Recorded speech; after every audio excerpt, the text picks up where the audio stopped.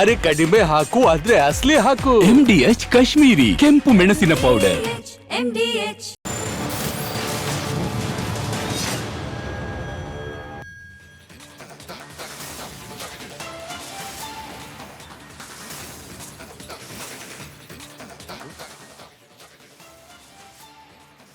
ನಮಸ್ಕಾರ. ಮೊದಲಿಗೆ ಹೆಡ್ಲೈನ್ಸ್.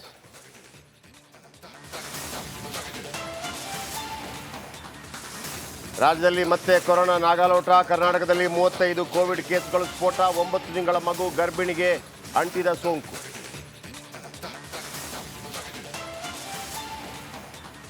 ಕಿಲಾಡಿ ನಟನ ವಿರುದ್ಧ ಅತ್ಯಾಚಾರ ಪ್ರಕರಣ. ಪೊಲೀಸ್ ಕಸ್ಟಡಿಗೆ ಮಡೆನೂರು ಮನು. ಶಿಕಾರಿಪುರದಲ್ಲಿ ಇಂದು ಸ್ಥಳ ಮಹಜರು.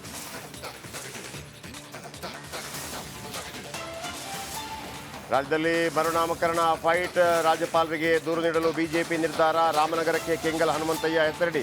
ಕುಮಾರಸ್ವಾಮಿ ಆಗ್ರಹ.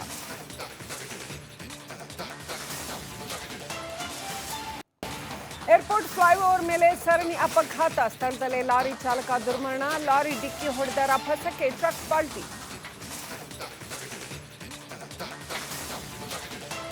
ವರುಣಾರ್ಭಟಕ್ಕೆ ನಲುಗಿದ ಬ್ರ್ಯಾಂಡ್ ಬೆಂಗಳೂರು. ಹಾನಿ ಪ್ರದೇಶಗಳಲ್ಲಿ ಶುರುವಾಗಿಲ್ಲ ಕಾಮಗಾರಿ. Republic Kannada ground report.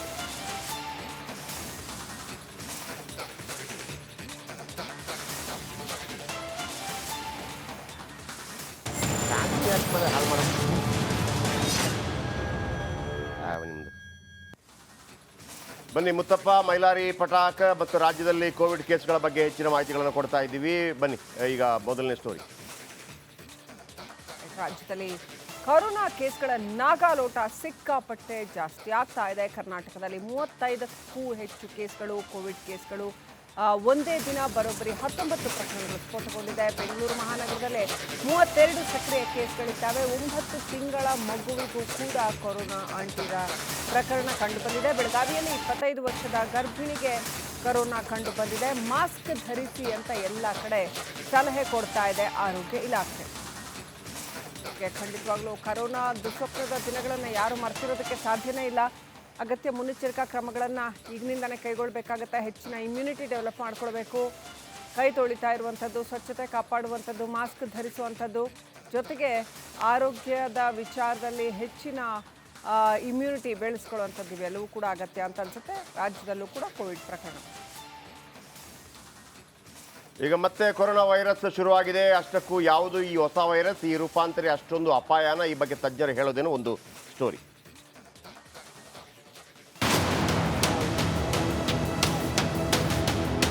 JN1 ಹೊಸ ರೂಪ ತಾಳಿ ದಾಗುಂಡಿ ಇಟ್ಟಿರೋ ಕೊರೋನಾ ವೈರಸ್ ಏಷ್ಯಾ ರಾಷ್ಟ್ರಗಳಲ್ಲಿ ಅಬ್ಬರಿಸ್ತಿರೋ ಹೆಮ್ಮಾರಿ, ಭಾರತದಲ್ಲೂ ಆತಂಕ ಮೂಡಿಸಿರೋ ಮಹಾಮಾರಿ. ಹಾಗಾದ್ರೆ ಒಮಿಕ್ರಾನ್ ರೂಪಾಂತರಿಯ ಉಪತಳಿ JN1 ಎಷ್ಟು ಡೇಂಜರ್? ಈ ವೇರಿಯಂಟ್ ಬಗ್ಗೆ ತಜ್ಞರು ಹೇಳೋದೇನು ಅಂತ ತೋರಿಸ್ತೀವಿ ನೋಡಿ. ಭಾರತದಲ್ಲೂ JN1 ವೈರಸ್ ಪತ್ತೆಯಾಗಿದೆ. ಈ ಒಮಿಕ್ರಾನ್ ನ ಉಪತಳಿ ಏನಿದೆ JN.1 ವೇರಿಯಂಟ್ ಈಗ ಇಲ್ಲೆಲ್ಲ ಜಾಸ್ತಿ ಕಾಣಿಸ್ಕೋತಾ ಇದೆ. ಸಾಕಷ್ಟು ಕೇಸ್ಗಳು ಅಮೆರಿಕ, ಬ್ರೆಜಿಲ್ನಲ್ಲೂ ಕೂಡ ಕಾಣಿಸ್ಕೊಂಡಿವೆ. ನಮ್ಮ ಭಾರತದಲ್ಲೂ ಕೂಡ ಈಗ ಸಾಕಷ್ಟು ಕೇಸ್ಗಳು ಕಾಣಿಸ್ಕೊಂಡಿವೆ. ಆಗ್ಲೇ 250ಕ್ಕಿಂತ ಹೆಚ್ಚು ಕೇಸ್ಗಳು ಪಾಸಿಟಿವ್ ಕಾಣಿಸ್ಕೊಂಡಿದೆ. ಯಾರು ಕೂಡ ಭಯ ಪಡುವ ಅವಶ್ಯಕತೆ ಇಲ್ಲ. ಯಾರು ಕೂಡ ಪ್ಯಾನಿಕ್ ಆಗುವಂತ ಅವಶ್ಯಕತೆ ಇಲ್ಲ. ಯಾಕಂದ್ರೆ ಈಗಾಗಲೇ ನಾವು ನೋಡಿದೀವಿ, COVID-19 ಏನ್ 2020ರಿಂದ ಬಂದಿತ್ತು, ಅದು ತುಂಬಾ ಪ್ಯಾಂಡಮಿಕ್ ಆಗಿ ಎಲ್ಲಾ ಕಡೆ ಇತ್ತು. ಅಂದ್ರೆ ಇಡೀ ಪ್ರಪಂಚದಾದ್ಯಂತ ಎಲ್ಲ ಹರಡಿತ್ತು. ಆದ್ರೆ ಮುಂದಿನ ದಿನಗಳಲ್ಲಿ ಯಾವುದೇ ಒಂದು ಪ್ಯಾಂಡಮಿಕ್ ಬಂದ್ಮೇಲೆ ಅದು ಒಂದು ಎಂಡಮಿಕ್ ಡಿಸೀಸ್ ಆಗಿ ಉಳಿಯುತ್ತೆ. ಈ ಎಂಡಮಿಕ್ ಡಿಸೀಸ್ ಅಂದ್ರೆ ಏನಂದ್ರೆ, ಈ ವರ್ಷದಲ್ಲಿ ಆಗಾಗ ಸ್ವಲ್ಪ ಈ ವೆದರ್ ಚೇಂಜಸ್ ಇವೆಲ್ಲ ಆಗ್ತಿರೋವಾಗ, ಯಾವಾಗ ಎಸ್ಪೆಷಲಿ ಇಂಥ ಟೈಮ್ನಲ್ಲಿ ಈಗೇನು ನಾವು ಮಾರ್ಚ್, ಏಪ್ರಿಲ್, ಮೇ ಇದ್ರಲ್ಲಿ ನೋಡ್ತೀವಿ, ಯಾವ್ದಾದ್ರು ಕೆಲವಾರು ದೇಶಗಳಲ್ಲಿ ಅಲ್ಲಲ್ಲೇ ಕಾಣಿಸ್ಕೊಳ್ಳುತ್ತೆ. ರೋಗ ಲಕ್ಷಣಗಳು ಕೂಡ ತೀವ್ರವಾಗಿಲ್ಲ. ಇದರ ಸಿಂಪ್ಟಮ್ಸ್ ಕೂಡ ಸಿವಿಯರ್ ಆಗಿಲ್ಲ. ಈಗ ಏನು ನಾವು ನೋಡ್ತಾ ಇದ್ದೀವಿ, ಈಗ ಸೌತ್ ಈಸ್ಟ್ ಏಷ್ಯಾದ ಥಾಯ್ಲ್ಯಾಂಡ್ ಇರ್ಬೋದು, ಸಿಂಗಾಪುರ್ ಇರ್ಬೋದು, ಹಾಂಗ್ಕಾಂಗ್ ಅಥವಾ ಚೈನಾ ಇರ್ಬೋದು, ಅಲ್ಲೆಲ್ಲ ಏನು ಕಾಣಿಸ್ಕೋತಾ ಇದೆ, ಎಲ್ಲೂ ಕೂಡ ಸಿಂಪ್ಟಮ್ಸ್ ಸಿವಿಯರ್ ಆಗಿ ಕಾಣಿಸ್ಕೋತಾ ಇಲ್ಲ.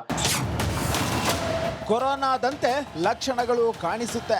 ಈಗ ಯಾರ್ಯಾರಿಗೆ ಈಗ ಈ ಒಮಿಕ್ರಾನ್ ಉಪತಳಿ JN.1 ವೇರಿಯಂಟ್ ಕಾಣಿಸ್ಕೊಂಡಿದೆ, ಸೊ ಅವರಲ್ಲಿ ಜ್ವರ, ಕೆಮ್ಮು, ನೆಗಡಿ, ಹಾಗೆ ಗಂಟಲು ನೋವು, ಗಂಟ್ಲು ಕೆರೆತ, ಸೊ ವಾಂತಿ ಆಗ್ತಕ್ಕಂಥದ್ದು ಅಥವಾ ವಾಂತಿ ಸೆನ್ಸೇಷನ್ ಬರ್ತಕ್ಕಂಥದ್ದು, ಲೂಸ್ ಮೋಷನ್ ಆಗ್ತಕ್ಕಂಥದ್ದು, ಹಾಗೂ ವಾಸನೆ ಸ್ವಲ್ಪ ಕಮ್ಮಿ ಆಗ್ತಕ್ಕಂಥದ್ದು, ಅಥವಾ ಟೇಸ್ಟ್ ಕಮ್ಮಿ ಆಗ್ತಕ್ಕಂಥದ್ದು, ಇವು ಕೆಲವಾರು ಲಕ್ಷಣಗಳನ್ನ ನಾವು ನೋಡಿದ್ವಿ. ಇದು ಮುಂಚೆ ನಮಗೇನು ಕೋವಿಡ್ ಬಂದಿತ್ತು, ಸೊ ಅದೇ ರೀತಿಯಾದ ಏನು ಸಿಂಪ್ಟಮ್ಸ್ ಇವೆ ಅವೇ ಕಾಣಿಸ್ಕೋತಾ ಇದೆ. ಹಾಗೂ ಯಾರಲ್ಲೂ ಕೂಡ ತುಂಬಾ ಸೀರಿಯಸ್ ಆಗ್ತಾ ಇಲ್ಲ.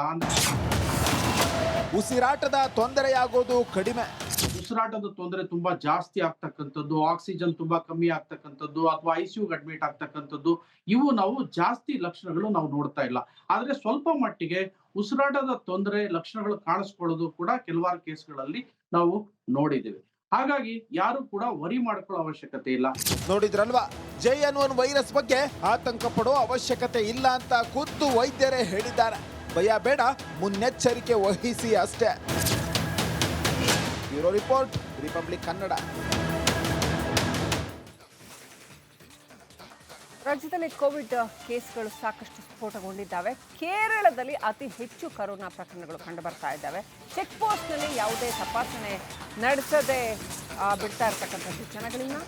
ಕೊಡಗು ಚೆಕ್ ಪೋಸ್ಟ್ನಲ್ಲಿ ಏನಿದೆ ಪರಿಸ್ಥಿತಿ? ರಿಪಬ್ಲಿಕ್ ಕನ್ನಡ ಗ್ರೌಂಡ್ ರಿಪೋರ್ಟ್ ಮಾಡಿದೆ, ಬನ್ನಿ ನೋಡೋಣ. ಕೋವಿಡ್ ಮಹಾಮಾರಿ ಮತ್ತೊಮ್ಮೆ ದೇಶಕ್ಕೆ ಆತಂಕವನ್ನು ತಂದೊಡ್ಡಿದೆ. ಕರ್ನಾಟಕದಲ್ಲೂ ಕೂಡ ಸುಮಾರು 35 ಪ್ರಕರಣಗಳು ದಾಖಲಾಗಿರುವಂಥದ್ದು. ನಿನ್ನೆ ಒಂದೇ ದಿವಸ 19 ಪ್ರಕರಣ ಸಕ್ರಿಯ ಪ್ರಕರಣಗಳು ಕಂಡು ಬಂದಿರುವಂಥದ್ದು. ಇನ್ನು ಪಕ್ಕದ ಕೇರಳ ಏನಿದೆ, ಕೇರಳದಲ್ಲಿ ಕೂಡ ಅತಿ ಹೆಚ್ಚು ಕೋವಿಡ್ ಪ್ರಕರಣ ಕಂಡು ಬರ್ತಾ ಇದೆ. ನಾವೀಗ ಕೊಡಗು ಕೇರಳ ಗಡಿಭಾಗವಾದ ಮಾಕುಟದಲ್ಲಿದ್ದೇವೆ. ಇಲ್ಲಿ ಸಾಕಷ್ಟು ವಾಹನಗಳು ಆ ಕಡೆಯಿಂದ ಬರ್ತವೆ, ಕೇರಳದಿಂದ ಬರ್ತದೆ, ಮತ್ತು ಕರ್ನಾಟಕದಿಂದ ಆ ಕಡೆ ಕೂಡ ಹೋಗ್ತಾ ಇದೆ. ಆದರೆ ಇಲ್ಲಿ ಯಾವುದೇ ತಪಾಸಣೆ ಇಲ್ಲ, ಯಾವ ತಪಾಸಣೆ ಮಾಡ್ತಾ ಇಲ್ಲ. ಹಿಂದೆ ಏನು ದೊಡ್ಡ ಪ್ರಮಾಣದಲ್ಲಿ ಕೋವಿಡ್ ಬಂದಿತ್ತು, ಆವಾಗ ಇದೇ ಜಾಗದಲ್ಲಿ ಸ್ಕ್ರೀನಿಂಗ್ ಮಾಡುವಂಥದ್ದು, ಬೇರೆ ಬೇರೆ ಪರೀಕ್ಷೆಗಳನ್ನು ಮಾಡುವಂಥದ್ದು ಮಾಡಲಾಗ್ತಿತ್ತು. ಆದರೆ ಇವಾಗ ಯಾವುದೇ ಪರೀಕ್ಷೆಗಳನ್ನು ಮಾಡಲಾಗ್ತಿಲ್ಲ. ಇಲ್ಲಿ ಫಾರೆಸ್ಟ್ ಚೆಕ್ ಪೋಸ್ಟ್ ಕೂಡ ಇಲ್ಲೇ ಇದೆ, ಮತ್ತು ಪಕ್ಕದಲ್ಲೇ ತಪಾಸಣೆ ಮಾಡ್ತಾ ಇದ್ದುವಂಥದ್ದು. ಇವಾಗ ಯಾವುದೂ ಇಲ್ಲ. ಸಾಕಷ್ಟು ನೂರಾರು ವಾಹನಗಳು ಬರ್ತಾ ಇದೆ. ಅಂದರೆ ಕೊಡಗು ಕೇರಳದೊಂದಿಗೆ 3 ಭಾಗದ ಚೆಕ್ ಪೋಸ್ಟ್ ಹೊಂದಿದೆ. ಒಂದು ನಾವು ಇರುವಂಥದ್ದು ವಿರಾಜಪೇಟೆ ತಾಲೂಕಿನ ಮಾಕುಟ್ಟ, ಮತ್ತೊಂದು ಮಡಿಕೇರಿ ತಾಲೂಕಿನ ಕರಿಕೆ, ಇನ್ನೊಂದು ಪೊನ್ನಂಪೇಟೆ ತಾಲೂಕಿನ ಕುಟ್ಟ. ಈ 3 ಗಡಿ ಭಾಗವನ್ನು ಹೊಂದಿದೆ. 3 ಗಡಿ ಭಾಗದಲ್ಲಿ ಯಾವುದೇ ತಪಾಸಣೆ ಸದ್ಯಕ್ಕೆ ಇಲ್ಲ. ಜಿಲ್ಲಾ ಆರೋಗ್ಯಾಧಿಕಾರಿ ಕೊಟ್ಟ ಮಾಹಿತಿ ಪ್ರಕಾರ ಈಗ ಯಾರು ICU ಇದ್ದಾರೆ ಅವರನ್ನು ಮಾತ್ರ ಒಂದು ಕೋವಿಡ್ ಟೆಸ್ಟನ್ನು ಒಳಪಡಿಸ್ತೀವಿ ಅಂತ ಹೇಳ್ತಾ ಇದ್ದಾರೆ. ಮತ್ತು ಗಡಿ ಭಾಗದಲ್ಲಿ ಚೆಕ್ ಪೋಸ್ಟ್ ಹಾಕಲಿಕ್ಕೆ ಯಾವುದೇ ಗೈಡ್ಲೈನ್ ಸರ್ಕಾರದಿಂದ ಬಂದಿಲ್ಲ ಅಂತೇಳಿ ಅವರು ಹೇಳ್ತಾ ಇದ್ದಾರೆ. ಒಟ್ಟು ಹಿಂದೆ ಏನು ದೊಡ್ಡ ಪ್ರಮಾಣದಲ್ಲಿ ಕೋವಿಡ್ ಬಂದಿತ್ತು, ಆವಾಗ ಏನಾಗಿತ್ತು ಅಂತ ಹೇಳಿದ್ರೆ ಸಾಕಷ್ಟು ಪ್ರಕರಣಗಳು ಕೇರಳದಲ್ಲಿ ಪತ್ತೆ ಆಗ್ತಾ ಇತ್ತು. ಆವಾಗ ಕೊನೆ ಗಳಿಗೆಯಲ್ಲಿ ಇಲ್ಲಿ ಚೆಕ್ ಪೋಸ್ಟ್ ಮಾಡುವಂಥದ್ದು, ಸ್ಕ್ರೀನಿಂಗ್ ಮಾಡುವಂಥದ್ದು ಮಾಡ್ತಾಯಿದ್ರು. ಆವಾಗಲೇ ಕೈ ಮೀರಿ ಹೋಗಿತ್ತು. ಇವಾಗ ಅದೇ ರೀತಿ ಆಗಬಾರ್ದು, ಮೊದಲೇ ಮುನ್ನೆಚ್ಚರಿಕೆ ಕ್ರಮ ತೆಗೆದುಕೊಂಡ್ರೆ ಸೂಕ್ತ ಅಂತ ಹೇಳುವಂಥ ಮಾತು ಕೇಳಿ ಬರ್ತಾ ಇದೆ. ಇನ್ನು ಪಕ್ಕದಲ್ಲಿ ಫಾರೆಸ್ಟ್ ಚೆಕ್ ಪೋಸ್ಟ್ ಏನಿದೆ, ಅವರ ಕೆಲಸವನ್ನು ಮಾಡ್ತಾ ಇದ್ದಾರೆ. ಎಲ್ಲ ವಾಹನಗಳನ್ನು ತಪಾಸಣೆ ಮಾಡುವಂಥದ್ದು ಅವರು ದೈನಂದಿನ ಕೆಲಸ ಏನಿದೆ ಅದನ್ನು ಮಾಡ್ತಾ ಇದ್ದಾರೆ. ಆದರೆ ಆರೋಗ್ಯ ಇಲಾಖೆಯಿಂದ ಯಾವುದೇ ತಪಾಸಣೆ ಇಲ್ಲ. ಅಂದರೆ ಇಲ್ಲಿ ಸದ್ಯಕ್ಕೆ ಗೈಡ್ಲೈನ್ಸ್ ಇಲ್ಲ ಅಂತ ಹೇಳಿ ಆರೋಗ್ಯ ಅಧಿಕಾರಿಗಳು ಮಾಹಿತಿಯನ್ನು ಕೊಟ್ಟಿದ್ದಾರೆ. ಒಟ್ಟಾರೆ ಹೇಳಬೇಕಾದ್ರೆ ಜನತೆ ಯಾವುದೇ ಆತಂಕ ಪಡಬೇಕಾದ ಅಗತ್ಯ ಇಲ್ಲ. ಒಟ್ಟಾರೆ ಮುನ್ನೆಚ್ಚರಿಕೆ ಕ್ರಮಗಳನ್ನು ಪ್ರತಿಯೊಬ್ಬರು ತೆಗೆದುಕೊಳ್ಬೇಕಾದ ಅನಿವಾರ್ಯತೆ ಎದುರಾಗಿದೆ. ಕ್ಯಾಮರಾ ಪರ್ಸನ್ ದಿವಾಕರ್ ಜೊತೆ ಅನುಕಾರ್ಯಪ್ಪ, ರಿಪಬ್ಲಿಕ್ ಕನ್ನಡ, ಕೊಡಗು. ಇನ್ನು ಮಹಾರಾಷ್ಟ್ರ, ಕೇರಳ ಮತ್ತು ಆಂಧ್ರದಲ್ಲೂ ಮಾತ್ರ ಕೊರೋನಾ ಅಲ್ಲ, ರಾಜ್ಯದಲ್ಲೂ ಹೆಮ್ಮಾರಿ ಎಂಟ್ರಿ ಕೊಟ್ಟಿದೆಯಂತೆ. ಈ ಬೆನ್ನಲ್ಲೇ ಮತ್ತೆ ಕೋವಿಡ್ ರೂಲ್ಸ್ ಜಾರಿಗೆ ತರಲಾಗಿದೆ. ಏನಿದೆ ರೂಲ್ಸ್ಗಳು, ಬನ್ನಿ ನೋಡೋಣ.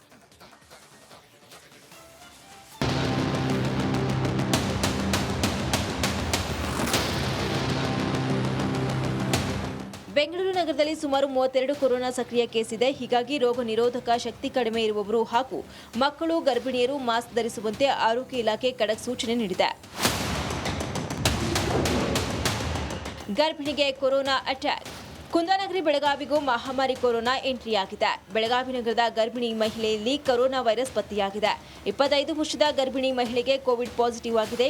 ಖಾಸಗಿ ಆಸ್ಪತ್ರೆಯಲ್ಲಿ ಗರ್ಭಿಣಿ ಮಹಿಳೆಗೆ ಚಿಕಿತ್ಸೆಯನ್ನು ನೀಡಲಾಗುತ್ತಿದೆ ಎಂದು ರಿಪಬ್ಲಿಕ್ ಕನ್ನಡಕ್ಕೆ DHO ಡಾಕ್ಟರ್ ಈಶ್ವರ್ ಗಡಾದಿ ಮಾಹಿತಿ ನೀಡಿದ್ದಾರೆ. ಒಟ್ಟಾರೆ ಮತ್ತೆ ಕೊರೋನಾ ಸೋಂಕು ಕಾಣಿಸಿಕೊಳ್ತಾ ಇದ್ದು ನಿರ್ಲಕ್ಷ್ಯ ವಹಿಸದೆ ಎಚ್ಚರ ವಹಿಸುವುದು ಉತ್ತಮ. News bureau, Republic Kannada. Okay, ನಮ್ಮ ಪ್ರತಿನಿಧಿ ಮೈಲಾರಿ ಮತ್ತು ಮುತ್ತು ನಮ್ಮೊಂದಿಗೆ ನೇರ ಸಂಪರ್ಕದಲ್ಲಿದ್ದಾರೆ. ಮುತ್ತು, ಯಾವ ರೀತಿ ಮುನ್ನೆಚ್ಚರಿಕೆಗಳನ್ನು ಕೈಗೊಳ್ಳಲಾಗ್ತಾ ಇದೆ, ಏನೆಲ್ಲ ಕ್ರಮಗಳನ್ನು ಕೈಗೊಳ್ಳಲಾಗ್ತಾ ಇದೆ ಬೆಂಗಳೂರಿನಲ್ಲಿ? ಜಯಪ್ರಕಾಶ್, ಈಗಾಗಲೇ ರಾಜ್ಯದಲ್ಲಿ ಒಟ್ಟು 35 ಸಕ್ರಿಯ ಪ್ರಕರಣಗಳು ಕೂಡ ಇರುವಂಥದ್ದು. ಅದರಲ್ಲಿ 32 ಪ್ರಕರಣಗಳು ಬೆಂಗಳೂರಲ್ಲೇ ಇದ್ದಾವೆ. ಈ 32 ಪ್ರಕರಣಗಳ ಪೈಕಿ 3 ಜನ ಮಕ್ಕಳಾಗಿದ್ದರೆ ಒಂದು 9 ತಿಂಗಳ ಮಗು ಈಗ ಕೋವಿಡ್ ಸೋಂಕಿತರಾಗಿ ವಾಣಿವಿಲಾಸ್ ಆಸ್ಪತ್ರೆಯಲ್ಲಿ ತುರ್ತು ನಿಗಾ ಘಟಕದಲ್ಲಿ ಈಗ ಚಿಕಿತ್ಸೆಯನ್ನು ಕೊಡಲಾಗ್ತಿರುವಂಥದ್ದು. ಬೆಂಗಳೂರಿನಲ್ಲಿ ಕೋವಿಡ್ನ ಪ್ರಮಾಣ ಏರಿಕೆ ಆಗುವಂತಹ ಸಾಧ್ಯತೆ ಇದೆ ಅಂತ ಹೇಳಿ ಈಗಾಗಲೇ BBMP ಅಧಿಕಾರಿಗಳು ಮತ್ತು ಆರೋಗ್ಯ ಇಲಾಖೆ ಅಧಿಕಾರಿಗಳು ಒಂದು ಪ್ರಿಡಿಕ್ಟ್ ಮಾಡಿರುವಂಥದ್ದು. ಹೀಗಾಗಿ ಈಗಾಗಲೇ ಗರ್ಭಿಣಿಯರು ಮತ್ತು ಮಕ್ಕಳು ಎಲ್ಲರೂ ಕೂಡ ಮಾಸ್ಕನ್ನು ಹಾಕಿಕೊಳ್ಳಬೇಕು ಅನ್ನೋ ಒಂದು ಮನವಿಯನ್ನು ಕೂಡ ಮಾಡಿದ್ದಾರೆ. ಇದರ ಜೊತೆಗೆ ಮುಂದಿನ ದಿನಗಳಲ್ಲಿ ಕೋವಿಡ್ನ ಪ್ರಮಾಣ ಏರಿಕೆ ಆಗುವ ಕಂಡು ಬಂದರೆ ಗರ್ಭಿಣಿಯರಿಗೆ ಮತ್ತು ಮಕ್ಕಳಿಗೆ ಕಡ್ಡಾಯವಾಗಿ ಕೋವಿಡ್ ಟೆಸ್ಟ್ ಮಾಡುವಂತಹ ಸಾಧ್ಯತೆ ಹೆಚ್ಚಾಗಿ ಕಂಡು ಬರ್ತಾ ಇದೆ. ಯಾಕಂದರೆ ಈ ರಾಜ್ಯದಲ್ಲಿ ಕ್ರಮೇಣವಾಗಿ ಸೋಂಕಿತರ ಸಂಖ್ಯೆ ಏರಿಕೆ ಆಗ್ತಾನೆ ಇದೆ. ಕೊರೋನಾ ಸೋಂಕಿತರ ಸಂಖ್ಯೆ ಏರಿಕೆ ಆಗ್ತಿದ್ದಾನೆ. ಆರೋಗ್ಯ ಇಲಾಖೆ ಈಗಾಗಲೇ ತಾಂತ್ರಿಕ ಸಲಹಾ ಸಮಿತಿಯ ಸದಸ್ಯರ ಒಂದು ನಿರ್ದೇಶನ ಮೇರೆಗೆ, ಅವರ ಸಲಹೆ ಮೇರೆಗೆ ಈಗಾಗಲೇ ಗರ್ಭಿಣಿಯರು ಮತ್ತು ಮಕ್ಕಳನ್ನು ಈ ಒಂದು ಕ್ರೌಡ್ ಇರುವಂತಹ ಪ್ರದೇಶಗಳಲ್ಲಿ ಹೋಗದಂತೆ ಈಗಾಗಲೇ ಮನವಿಯನ್ನು ಕೂಡ ಮಾಡಿಕೊಳ್ಳಲಾಗಿದೆ. ಮುಖ್ಯವಾಗಿ ಮಕ್ಕಳಿಗೆ, ಯಾಕಂದರೆ ಈಗ 9 ತಿಂಗಳ ಮಗು ಈಗ ತೀವ್ರ ನಿಗಾ ಘಟಕದಲ್ಲಿ ಚಿಕಿತ್ಸೆಗೊಳ್ಳಲಾಗ್ತಿದೆ. ಆ ಮಗುಗೂ ಕೂಡ ಕೋವಿಡ್ ಪಾಸಿಟಿವ್ ಬಂದಿರುವಂತಹ ಕಾರಣಕ್ಕಾಗಿ ಅಂತಹ ಮಕ್ಕಳ ಮೇಲೆ ಸಾಕಷ್ಟು ನಿಗಾ ಇಡೋದಕ್ಕೆ ಜ್ವರ, ಕೆಮ್ಮು, ನೆಗಡಿ ಬರುವಂತಹ ಮಕ್ಕಳಿಗೆ ಕೋವಿಡ್ ಟೆಸ್ಟ್ ಮಾಡಲೇಬೇಕಾದಂತಹ ಅನಿವಾರ್ಯತೆ ನಿರ್ಮಾಣವಾಗಿದೆ.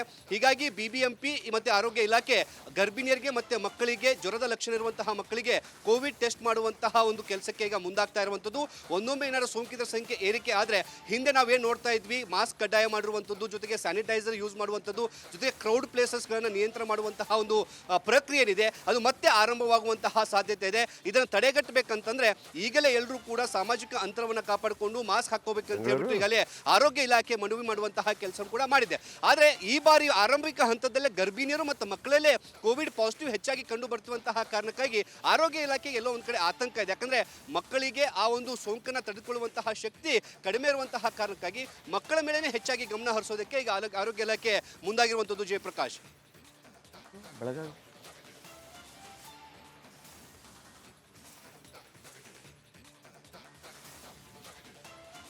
ಡೀಟೇಲ್ಸ್ಗಾಗಿ ಮುಂದಿನ ಸುದ್ದಿನ ನೋಡ್ತಾ ಹೋಗೋಣ. ನಟಿಗೆ ಮಡೆನೂರು ಮನು ಲೈಂಗಿಕ ದೌರ್ಜನ್ಯ ಕೇಸಿಗೆ ಸಂಬಂಧಪಟ್ಟಂತೆ ಆರೋಪಿ ಮನುವನ್ನು ಪೊಲೀಸರು ಕಸ್ಟಡಿಗೆ ಪಡೆದಿದ್ದಾರೆ. ಇವತ್ತು ಶಿಕಾರಿಪುರದಲ್ಲಿ ಸ್ಥಳ ಮಹಜರಿಗೆ ಅಂತ ಕರ್ಕೊಂಡು ಹೋಗ್ತಾ ಇದ್ದಾರೆ. ಪೊಲೀಸರು ಸಿದ್ಧತೆ ಮಾಡ್ಕೊಳ್ತಾ ಇದ್ದಾರೆ. ಘಟನೆ ನಡೆದಿದೆ ಎನ್ನಲಾದಂತಹ ಶಿಕಾರಿಪುರದ ಹೋಟೆಲ್ನಲ್ಲಿ 2022ರ ನವೆಂಬರ್ 29ರಂದು ಶಿಕಾರಿಪುರದಲ್ಲಿ ನಟ ಮತ್ತು ಸಂತ್ರಸ್ತೆ ತಂಗಿದ್ದರು ಅಂತ ಹೇಳಲಾಗ್ತಾ ಇದೆ. ಈ ವೇಳೆ ಹೋಟೆಲ್ನಲ್ಲಿ ಈ ಮನು ಲೈಂಗಿಕ ದೌರ್ಜನ್ಯ ಎಸಗಿದ್ದ ಅನ್ನುವಂಥ ಆರೋಪವನ್ನು ಸಂತ್ರಸ್ತೆ ಮಾಡಿದ್ದಾರೆ. ಸಂಭಾವನೆ ಕೊಡ್ತೀನಿ ಅಂತ ಕರೆದು ರೂಮ್ ಒಂದರಲ್ಲಿ ಈ ರೀತಿ ಲೈಂಗಿಕ ದೌರ್ಜನ್ಯ ಎಸಗಿದ್ದ ಅಂತ 3 ಸ್ಥಳಗಳಲ್ಲಿ ಈ ರೀತಿ ಲೈಂಗಿಕ ದೌರ್ಜನ್ಯ ಆಗಿದೆ ಅಂತ ಏನು ಸಂತ್ರಸ್ತೆ ಆರೋಪ ಮಾಡಿದ್ದಾರೆ. ಆ 3 ಸ್ಥಳಗಳಲ್ಲಿ ಇವತ್ತು ಮಹಜರು ಪ್ರಕ್ರಿಯೆಯನ್ನು ಮಾಡಲಿದ್ದಾರೆ ಪೊಲೀಸರು. ಇನ್ನು ಮನು ಬೆಳ್ಳಿತೆರೆಯಲ್ಲಿ ಮಿಂಚಲು ಅಂಬೆಗಾಲಿಟ್ಟಿದ್ದ, ಆದರೆ ಸಹನಟಿ ಸಿಡಿಸಿದ ಅದೊಂದು ಅತ್ಯಾಚಾರ ಬಾಂಬ್ ಪೊಲೀಸ್ ಕಸ್ಟಡಿಯಲ್ಲಿ ವಿಲವಿಲ ಒದ್ದಾಡುವಂತೆ ಮಾಡಿದೆ. ಇನ್ನೊಂದೆಡೆ ಮನು ಕೇಸ್ಗೆ ಮತ್ತೊಂದು ಬಿಗ್ ಟ್ವಿಸ್ಟ್ ಸಿಕ್ಕಿದೆ. ಈ ಬಗ್ಗೆ ಒಂದು ರಿಪೋರ್ಟ್.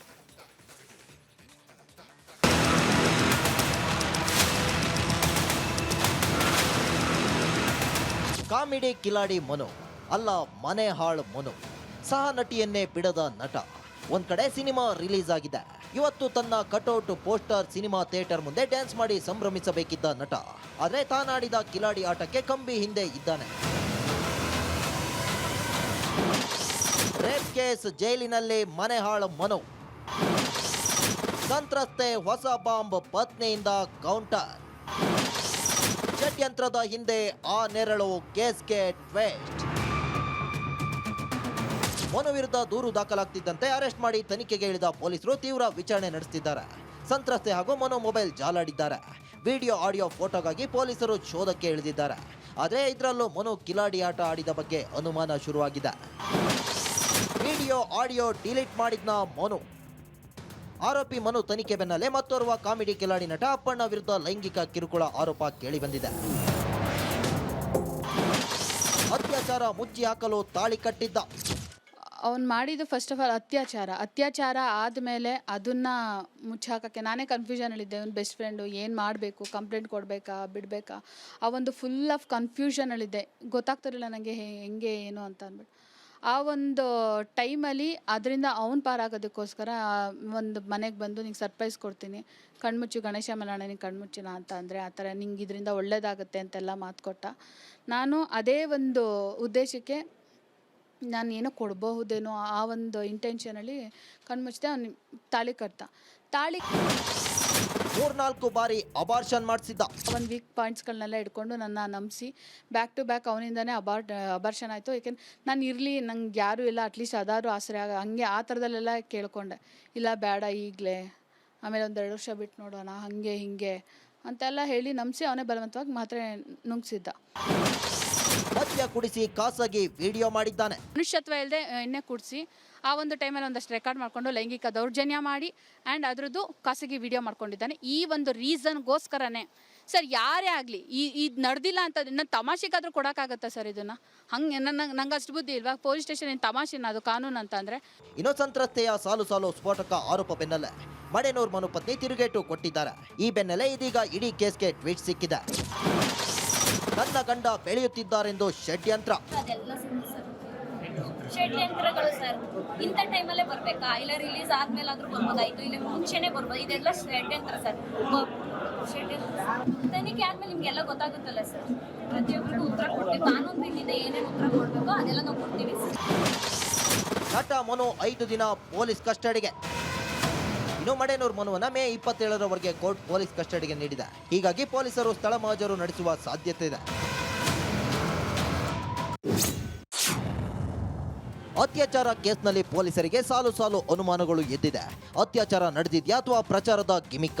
ಇತ್ತ ಅತ್ಯಾಚಾರ ಮಾಡಿದ ಅಂತಿರೋ ನಟಿ, ನಾನೇನು ಮಾಡಿಲ್ಲ ಅಂತಿರೋ ನಟ. ಅಷ್ಟಕ್ಕೂ ಸಂತ್ರಸ್ತೆ ಮನೆಯಲ್ಲಿ ಶನಿವಾರ ನಡೆದಿದ್ದೇನು? ನಟ ನಟಿಯರ ಹೇಳಿಕೆ ಪೊಲೀಸರಿಗೆ ಕನ್ಫ್ಯೂಷನ್ ತಂದಿದೆ. ಶನಿವಾರ ನಟ ಮನು ಎಲ್ಲಿದ್ದ? ನಟಿ ಮನೆಗೆ ಹೋಗಿದ್ನ? ಕಳೆದ ಶನಿವಾರ ನಡೆದ ಘಟನೆ ಬಗ್ಗೆ ಪೊಲೀಸರಿಂದ ತನಿಖೆ ಮಾಡಲಾಗ್ತಿದೆ. ಮೊಬೈಲ್ ಟವರ್ ಡಂಪ್ ಲೊಕೇಶನ್ ಎಲ್ಲಿದೆ? ನಿನ್ನೆ ಸಿನಿಮಾ ರಿಲೀಸ್ ಬೆನ್ನಲ್ಲೇ ಆರೋಪ ಮಾಡಿದ್ಯಾಕೆ? ನಟ ಮನು ಖಾಸಗಿ ವಿಡಿಯೋ ರೆಕಾರ್ಡ್ ಮಾಡಿದ್ನೋ ಅನ್ನೋ ಬಗ್ಗೆ ಅನುಮಾನ ಶುರುವಾಗಿದೆ. ಒಟ್ಟಾರೆ ಕೇಸ್ ವಿಚಾರಣೆ ಹಂತದಲ್ಲಿದ್ದು ಯಾವುದು ಸತ್ಯ ಯಾವುದು ಸುಳ್ಳು ಎಂಬುದು ತನಿಖೆ ನಂತರವೇ ಗೊತ್ತಾಗಬೇಕಿದೆ. ಇದು ನಿಜಕ್ಕೂ ಸಿನಿಮಾ ಪ್ರಚಾರದ ಗಿಮಿಕ್ಕ ಅಥವಾ ನಿಜಕ್ಕೂ ಸಂತ್ರಸ್ತೆಗೆ ಅನ್ಯಾಯ ಆಗಿದೆಯಾ? ಎಲ್ಲವೂ ಬಯಲಾಗಲಿದೆ. Madesh, crime bureau, Republic Kannada, Bengaluru. Okay, Madesh ಇದ್ದಾರೆ. ಮಾದೇಶ್, ಏನಿದೆ ಇದರ ಬಗ್ಗೆ ಅಪ್ಡೇಟು? ಜಯಪ್ರಕಾಶ್, ಈಗಾಗಲೇ ಈ ಒಂದು ಪ್ರಕರಣಕ್ಕೆ ಸಂಬಂಧಪಟ್ಟಂತೆ ಆರೋಪಿತ ಮನುನನ್ನ ಅನ್ನಪೂರ್ಣೇಶ್ವರಿ ನಗರ ಪೊಲೀಸರು ತೀವ್ರ ವಿಚಾರಣೆ ಮಾಡ್ತಿದ್ದಾರೆ. ನಿನ್ನೆ ಅಷ್ಟೇ ನ್ಯಾಯಾಲಯಕ್ಕೆ ಹಾಜರುಪಡಿಸಿದ ನಂತರ ಪೊಲೀಸರು ಆತನ ಕಸ್ಟಡಿಗೆ ಪಡೆದಿದ್ರು. ಇವತ್ತು ಸ್ಥಳ ಮಹಜರು ಪ್ರಕ್ರಿಯೆ ಜೊತೆಗೆ ಆತನ ಹೇಳಿಕೆಯನ್ನು ದಾಖಲಿಸಿಕೊಳ್ಳುವಂಥ ಕೆಲಸವನ್ನು ಮಾಡ್ತಿದ್ದಾರೆ. ನಿನ್ನೆಯಿಂದಲೂ ಕೂಡ ಆತನನ್ನು ವಿಚಾರಣೆ ನಡೆಸಿದಂಥ ಸಂದರ್ಭದಲ್ಲಿ ಆರೋಪಗಳನ್ನು ತಳ್ಳಿ ಹಾಕುವಂಥ ಕೆಲಸವನ್ನು ಮಾಡ್ತಿದ್ದಾರೆ. ಯಾಕಂದರೆ ನಾನು ಈ ಒಂದು ಸಂದರ್ಭದಲ್ಲಿ ಸಿನಿಮಾದ ಕೆಲಸದಲ್ಲಿ ಬಿಜಿ ಇದ್ದೆ, ಪ್ರಮೋಷನಲ್ಲಿ ಬಿಜಿ ಇದ್ದೆ. ಆದರೆ ಆ ಒಂದು ಸಿನಿಮಾಗೆ ಸಂಬಂಧಪಟ್ಟಂತೆ ನನ್ನನ್ನು ಹಿಂದಿಕ್ಕುವುದಕ್ಕೆ ನನ್ನನ್ನು ಷಡ್ಯಂತ್ರ ಮಾಡಿದ್ದಾರೆ, ಇದರಿಂದ ಬೇರೆ ಜನ ಇದ್ದಾರೆ, ಹಾಗಾಗಿ ನಾನು ಮಾಡಿರುವಂಥ ಕೆಲಸಗಳಿಲ್ಲ, ಇದಕ್ಕೆ ಸುಳ್ಳು ಆರೋಪ ಅಂತ ತಳ್ಳಿ ಹಾಕುವಂಥ ಕೆಲಸವನ್ನು ಮಾಡ್ತಿದ್ದಾರೆ. ಆದರೆ ನಿನ್ನೆ ಸಂತ್ರಸ್ತೆ ಠಾಣೆಗೆ ಹಾಜರಾಗಿ ವಿಚಾರಣೆಗೆ ಹಾಜರಾಗಿ ಹೇಳಿಕೆ ದಾಖಲಿಸಿ ಸಂಬಂಧಪಟ್ಟಂತೆ ದಾಖಲೆಗಳನ್ನು ಕೂಡ ಕೊಡ್ತೀನಿ ಅಂತೇಳಿ ಪೊಲೀಸರ ಮುಂದೆ ಹೇಳಿಕೆ ದಾಖಲು ಮಾಡಿಕೊಳ್ಳುವಂಥ ಕೆಲಸವನ್ನು ಮಾಡಿದ್ದಾರೆ. ಹೀಗಾಗಿ ಪೊಲೀಸರು ಈ ಒಂದು ನಿಟ್ಟಿನಲ್ಲಿ ಟೆಕ್ನಿಕಲ್ ಎವಿಡೆನ್ಸ್ಗಳನ್ನು ಕಲೆ ಹಾಕುವಂಥ ಕೆಲಸವನ್ನು ಮಾಡ್ತಿದ್ದಾರೆ. ಕಳೆದ ಶನಿವಾರ ಏನಾಗಿತ್ತು ಅನ್ನೋದಕ್ಕೆ ಸಂಬಂಧಪಟ್ಟಂತೆ ಪೊಲೀಸರು ಈಗ ತನಿಖೆ ಶುರು ಮಾಡುವಂಥ ಕೆಲಸವನ್ನು ಮಾಡಿದ್ದಾರೆ. ಆ ಒಂದು ನಟಿಯ ಮನೆಯಲ್ಲಿ ಆತ ಶನಿವಾರ ಹೋಗಿದ್ದ ನಟ ಅನ್ನೋದಕ್ಕೆ ಸಂಬಂಧಪಟ್ಟಂತೆ ಒಂದಷ್ಟು ಎವಿಡೆನ್ಸ್ಗಳನ್ನು ಕಲೆ ಹಾಕುವಂಥ ಕೆಲಸವನ್ನು ಪೊಲೀಸರು ಮಾಡ್ತಿದ್ದಾರೆ. ಆ ಒಂದು ಏರಿಯಾದ ಸುತ್ತಮುತ್ತಲಿನ CCTV ಫುಟೇಜ್ಗಳನ್ನು ಪರಿಶೀಲನೆ ಮಾಡ್ತಿದ್ದಾರೆ. ಜೊತೆಗೆ ಆರೋಪಿಯ mobile tower dump location check ಮಾಡುವಂಥ ಕೆಲಸವನ್ನು ಮಾಡ್ತಿದ್ದಾರೆ. ಅಂದರೆ ಆರೋಪಿತ ಹೇಳುವ ಪ್ರಕಾರ ಅವತ್ತು ಏನಾಗಿತ್ತು ಅನ್ನೋದಕ್ಕೆ ಸಂಬಂಧಪಟ್ಟಂತೆ ಒಂದಷ್ಟು ಟೆಕ್ನಿಕಲ್ ಎವಿಡೆನ್ಸ್ಗಳು ಈತ ಆ ಒಂದು ದಿನ ಅಂದರೆ ಶನಿವಾರ ಆಕೆಯ ಮನೆಯಲ್ಲಿ ಇದ್ದ ಏನು ಅನ್ನೋದಕ್ಕೆ ಸಂಬಂಧಪಟ್ಟಂತೆ ಪರಿಶೀಲನೆ ಮಾಡ್ತಿದ್ದಾರೆ. ಜೊತೆಗೆ ಮೊಬೈಲ್ ಪರಿಶೀಲನೆ ಮಾಡಿದಾಗ ಅಲ್ಲಿ ಯಾವುದೇ ರೀತಿಯಾದಂಥ ಖಾಸಗಿ ವಿಡಿಯೋ ಆಗಿರ್ಬೋದು ಅಥವಾ ಫೋಟೋಗಳು ಇನ್ನೂ ಕೂಡ ಪತ್ತೆ ಆಗಿಲ್ಲ. ಹೀಗಾಗಿ ಆತ ಡಿಲೀಟ್ ಮಾಡಿರುವಂಥ ಸಾಧ್ಯತೆ ಇದೆ. ಹೀಗಾಗಿ ಆತನ ಮೊಬೈಲನ್ನು FSLಗೆ ಕಳಿಸಿ ಮೊಬೈಲ್ ರಿಟ್ರೀವ್ ಮಾಡೋದಕ್ಕೂ ಕೂಡ ಪೊಲೀಸರು ಮುಂದಾಗಿದ್ದಾರೆ. ಮತ್ತೊಂದು ಕಡೆ ಸ್ಥಳ ಮಹಜರು ಪ್ರಕ್ರಿಯೆಗೂ ಕೂಡ ಪೊಲೀಸರು ಮುಂದಾಗ್ತಾರೆ. ಈಗಾಗಲೇ ನಿನ್ನೆ ಒಂದು ರೌಂಡ್ ಆರೋಪಿಯನ್ನ ಘಟನಾ ಸ್ಥಳಕ್ಕೆ ಕರೆದೊಯ್ದು ಪರಿಶೀಲನೆ ಮಾಡಿದ್ದಾರೆ. ಮತ್ತೊಂದು ಕಡೆ ಆತ ಈ ಒಂದು ವಿಚಾರಕ್ಕೆ ಸಂಬಂಧಪಟ್ಟಂತೆ ಎಷ್ಟು ದಿನಗಳಿಂದಲೂ ಕೂಡ ಆಕೆಗೆ ಒಂದಷ್ಟು ಈ ಕಿರುಕುಳ ಕೊಡೋದಾಗಿರ್ಬೋದು, ಜೊತೆಗೆ ಒಂದಷ್ಟು ಆಡಿಯೋ ವಿಡಿಯೋಗಳನ್ನು ಅಂದರೆ ಅಪ್ಪಣ್ಣ ಅನ್ನುವಂಥ ಮತ್ತೋರ್ವ ಕಲಾವಿದನ ಹೆಸರು ಕೂಡ ಇಲ್ಲಿ ಪ್ರಸ್ತಾಪ ಆಗಿತ್ತು. ಸೊ ಆತನನ್ನು ಕೂಡ ಕರೆದು ವಿಚಾರಣೆ ಮಾಡುವಂಥ ಸಾಧ್ಯತೆ ಕೂಡ ಇದೆ. ಯಾಕಂದರೆ ಆ ಒಂದು ಆಡಿಯೋ ಈಗ ವೈರಲ್ ಆಗಿರುವಂಥದ್ದು ವಿಚಾರಕ್ಕೆ ಸಂಬಂಧಪಟ್ಟಂತೆ ಸಂತ್ರಸ್ತೆ ಈ ಒಂದು ಆಡಿಯೋಗಳನ್ನು ಅಂದರೆ ಅಪ್ಪಣ್ಣ ಆಗಿರ್ಬೋದು ಬೇರೆ ಬೇರೆ ವಿಚಾರಗಳನ್ನ ಆಡಿಯೋಗಳೇನಿದೆ ವೈರಲ್ ಆಗಿರುವಂಥ ಆಡಿಯೋಗಳು ಅವೆಲ್ಲವನ್ನು ಕೂಡ ಈ ಆರೋಪಿತ ಮನು ಆಕೆಗೆ ಬೆದರಿಸಿ ಕೊಲೆ ಬೆದರಿಕೆ ಹಾಕಿ ರೆಕಾರ್ಡ್ ಮಾಡಿಸ್ಕೊಂಡಿದ್ದಾನೆ ಅನ್ನೋಂಥ ಆರೋಪ ಇದೆ. ಹೀಗಾಗಿ ಆ ಆಡಿಯೋಗಳನ್ನು ಕೂಡ ಪರಿಶೀಲನೆ ಮಾಡುವಂಥ ಕೆಲಸವನ್ನು ಪೊಲೀಸರು ಮಾಡ್ತಿದ್ದಾರೆ. ಈ ಇಬ್ಬರಲ್ಲಿ ಯಾರು ಸತ್ಯ ಸುಳ್ಳುಗಳು ಹೇಳ್ತಿದ್ದಾರೆ, ಜೊತೆಗೆ ಸಂತ್ರಸ್ತೆ ಕೊಟ್ಟಿರುವಂಥ ಸಾಕ್ಷ್ಯಗಳನ್ನು ಪರಿಶೀಲನೆ ಮಾಡುವಂಥ ಕೆಲಸಕ್ಕೆ ಅಧಿಕಾರಿಗಳು ಮುಂದಾಗಿದ್ದಾರೆ. ಸದ್ಯಕ್ಕೆ ಒಂದು ಕಡೆ ಆರೋಪಿತನ ವಿಚಾರಣೆ ನಡೆಸಲಾಗ್ತಿದೆ, ಜೊತೆಗೆ ಟೆಕ್ನಿಕಲ್ ಎವಿಡೆನ್ಸ್ಗಳನ್ನು ಕಲೆ ಹಾಕುವಂಥ ಕೆಲಸವನ್ನು ಪೊಲೀಸರು ಮಾಡ್ತಿದ್ದಾರೆ. ಜಯಪ್ರಕಾಶ್, ಥ್ಯಾಂಕ್ ಯು ನಿಮ್ಮೆಲ್ಲ ಅಪ್ಡೇಟ್ಗೆ.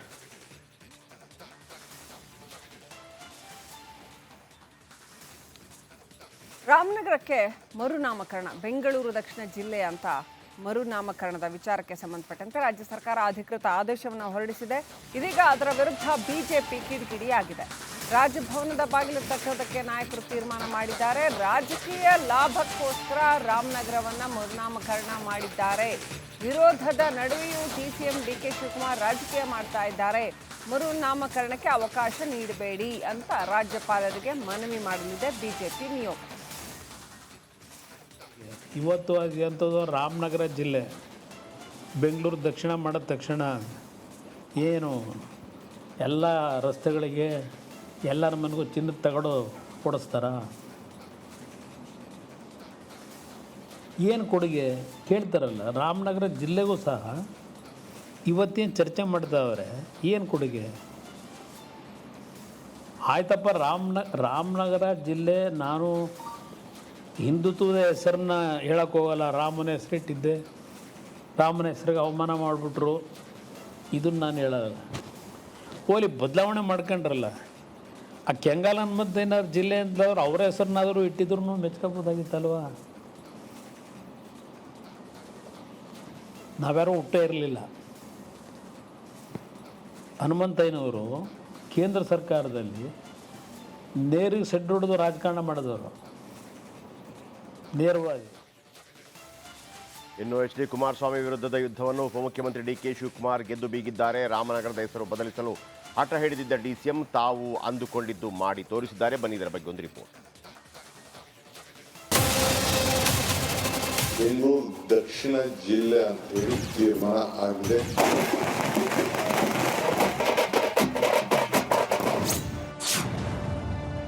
ರಾಮನಗರ ಅಲ್ಲ, ಬೆಂಗಳೂರು ದಕ್ಷಿಣ ಜಿಲ್ಲೆ ಅಧಿಕೃತ. ಎಚ್ಡಿಕೆ ವಿರುದ್ಧ ಹಠ ಸಾಧಿಸಿ ಗೆದ್ದೆ ಬಿಟ್ಟರು ಡಿಸಿಎಂ ಡಿಕೆಶಿ. ಡಿಕೆ ಶಿವಕುಮಾರ್ ಯಾರಿಗೂ ಜಗ್ಗದ ಬಗ್ಗದ ಬಂಡೆಯಂತಹ ನಾಯಕ. ಹಠ ಹಿಡಿದ್ರೆ ಬಿಡದೆ ಸಾಧಿಸುವ ಚಲದಂಕವಲ್ಲ ಅನ್ನೋದನ್ನ ಮತ್ತೆ ಪ್ರೂವ್ ಮಾಡಿದ್ದಾರೆ. ಕಳೆದ ಬಾರಿ ರಾಮನಗರ ಹೆಸರು ಬದಲಿಸಲಾಗದೆ ಕೈ ಚೆಲ್ಲಿದ್ದ ಡಿಕೆಶಿ ಈ ಬಾರಿ ಕೊನೆಗೂ ರಾಮನಗರದ ಹೆಸರನ್ನ ಬೆಂಗಳೂರು ದಕ್ಷಿಣ ಅಂತ ಬದಲಿಸುವಲ್ಲಿ ಯಶಸ್ಸನ್ನ ಕಂಡಿದ್ದಾರೆ.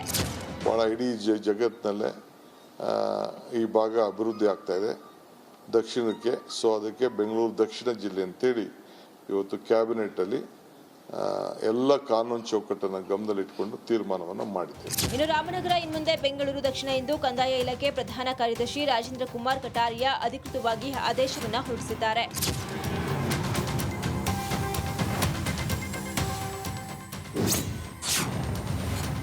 ರಾಮನಗರ ಮರುನಾಮಕರಣ ತಿರಸ್ಕಾರಕ್ಕೆ ಬಿಜೆಪಿ ಮನವಿ. ರಾಮನಗರ ಜಿಲ್ಲೆ ಹೆಸರು ಮರುನಾಮಕರಣವನ್ನು ತಿರಸ್ಕರಿಸುವಂತೆ ರಾಜ್ಯಪಾಲರನ್ನ ಭೇಟಿಯಾಗಿ ಬಿಜೆಪಿ ನಿಯೋಗ ಮನವಿಯನ್ನ ಮಾಡಲಿದೆ. ರಾಜ್ಯ ಸರ್ಕಾರ ಕೇವಲ ರಾಜಕೀಯ ಲಾಭಕ್ಕಾಗಿ ನಾಮಕರಣವನ್ನ ಮಾಡ್ತಿದೆ. ಜನರಿಗೆ ಅವಶ್ಯಕತೆ ಇಲ್ಲದ ಎಂದು ಮನವಿ ಮಾಡಲು ಬಿಜೆಪಿ ನಿಯೋಗ ಮುಂದಾಗಿದೆ.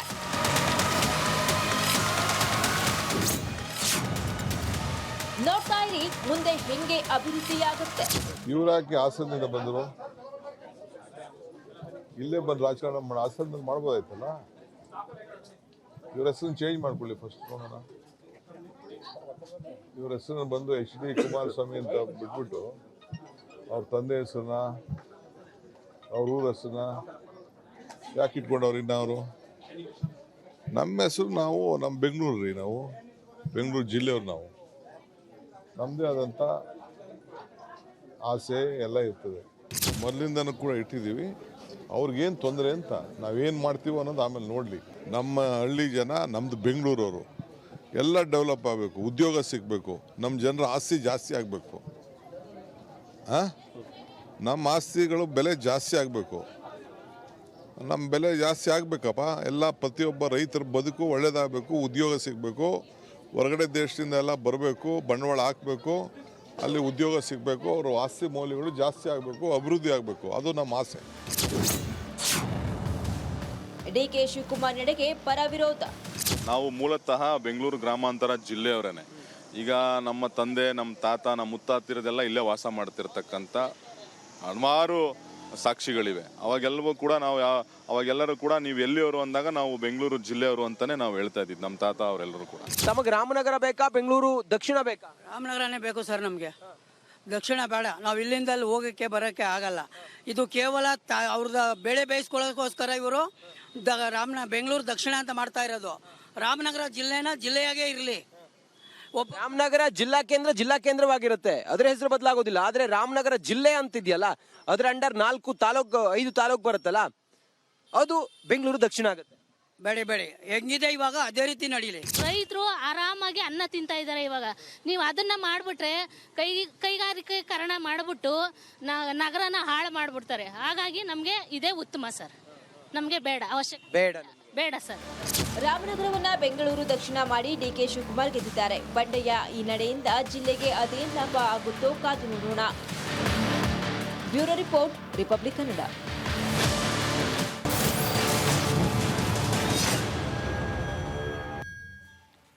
ಇನ್ನು ಏರ್ಪೋರ್ಟ್ ಫ್ಲೈಓವರ್ ಮೇಲೆ ಸರಣಿ ಅಪಘಾತದಲ್ಲಿ ಇಬ್ಬರಿಗೆ ಗಾಯವಾಗಿದ್ದು ಓರ್ವ ಸಾವಿಗೀಡಾಗಿದ್ದಾರೆ.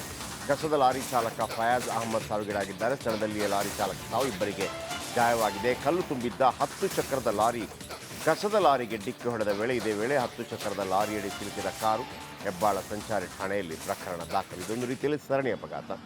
10 ಚಕ್ರದ ಲಾರಿ, ಕಸದ ಲಾರಿ, ಮತ್ತೊಂದು ಕಾರು ನೋಡಿ.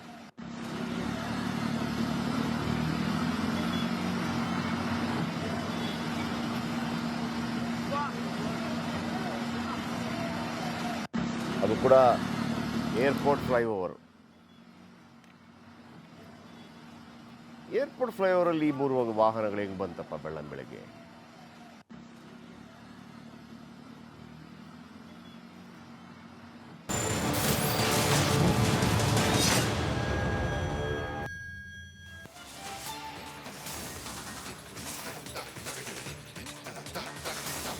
ರಾಜ್ಯದಲ್ಲಿ ಕೋವಿಡ್ ಕೇಸ್ಗಳ ನಾಗಾಲೋಟ. ಕರುನಾಡಿಗೆ ದೇವರ ನಾಡು ಕಂಟಕ. ಕೇರಳ ಗಡಿಯಿಂದ republic Kannada ground report. KPCC ಅಧ್ಯಕ್ಷರ ಬದಲಾವಣೆಗೆ ಹೈಕಮಾಂಡ್ ಇತಿಶ್ರೀ. ಕಾಂಗ್ರೆಸ್ ಭವನಗಳ ನಿರ್ಮಾಣದ ನಂತರ ಸ್ಥಾನ ತ್ಯಜಿಸುವೆ. ವರಿಷ್ಠರ ಮನವೊಲಿಸಿದ ಡಿಕೆಶಿ. ಛಲವಾದಿ ನಾರಾಯಣಸ್ವಾಮಿಗೆ ದಿಗ್ಬಂಧನ ಪಾಲಿಟಿಕ್ಸ್. ಪ್ರಿಯಾಂಕ್ ಖರ್ಗೆ ವಿರುದ್ಧ ಕಲಬುರಗಿ ಚಲೋ. ತುಘಲಕ್ ದರ್ಬಾರ್ ಖಂಡಿಸಿ ಇಂದು ಬಿಜೆಪಿ ರ್ಯಾಲಿ.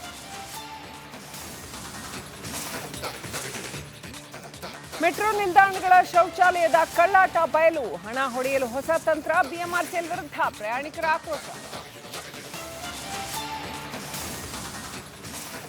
ವರುಣಾರ್ಭಟಕ್ಕೆ ನಲುಗಿದ ಬ್ರ್ಯಾಂಡ್ ಬೆಂಗಳೂರು. ಹಾನಿ ಪ್ರದೇಶಗಳಲ್ಲಿ ಶುರುವಾಗಿಲ್ಲ ಕಾಮಗಾರಿ. Republic Kannada ground report.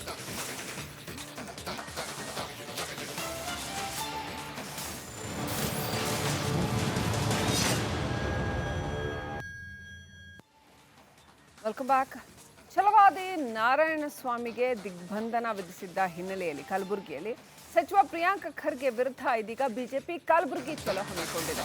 Tughlaq ದರ್ಬಾರ್ ನಡೀತಾ ಇದೆ ಕಲಬುರಗಿಯಲ್ಲಿ ಅಂತ ಅದನ್ನು ಖಂಡಿಸಿ ಇವತ್ತು ಬಿಜೆಪಿ ರ್ಯಾಲಿ ಮಾಡ್ತಾ ಇದೆ. ಇನ್ನು ಸಚಿವ ಪ್ರಿಯಾಂಕ್ ಖರ್ಗೆಯನ್ನು ವಜಾ ಮಾಡುವಂತೆ ಹೋರಾಟ ನಡೆಸಲಾಗ್ತಾ ಇದೆ. ಬೆಳಗ್ಗೆ 11ಕ್ಕೆ ಜಿಲ್ಲಾಧಿಕಾರಿ ಕಚೇರಿ ಮುಂಭಾಗ ಪ್ರತಿಭಟನೆಯನ್ನು ಮಾಡಲಾಗುತ್ತೆ. ರಾಜ್ಯಾಧ್ಯಕ್ಷ BY ವಿಜೇಂದ್ರ, ವಿಪಕ್ಷ ನಾಯಕ R ಅಶೋಕ್, ಛಲವಾದಿ ನಾರಾಯಣಸ್ವಾಮಿ, ಗೋವಿಂದ ಕಾರಜೋಳ ಮತ್ತಿತರೆ ಅನೇಕ ಮುಖಂಡರುಗಳು ಭಾಗಿಯಾಗಲಿದ್ದಾರೆ.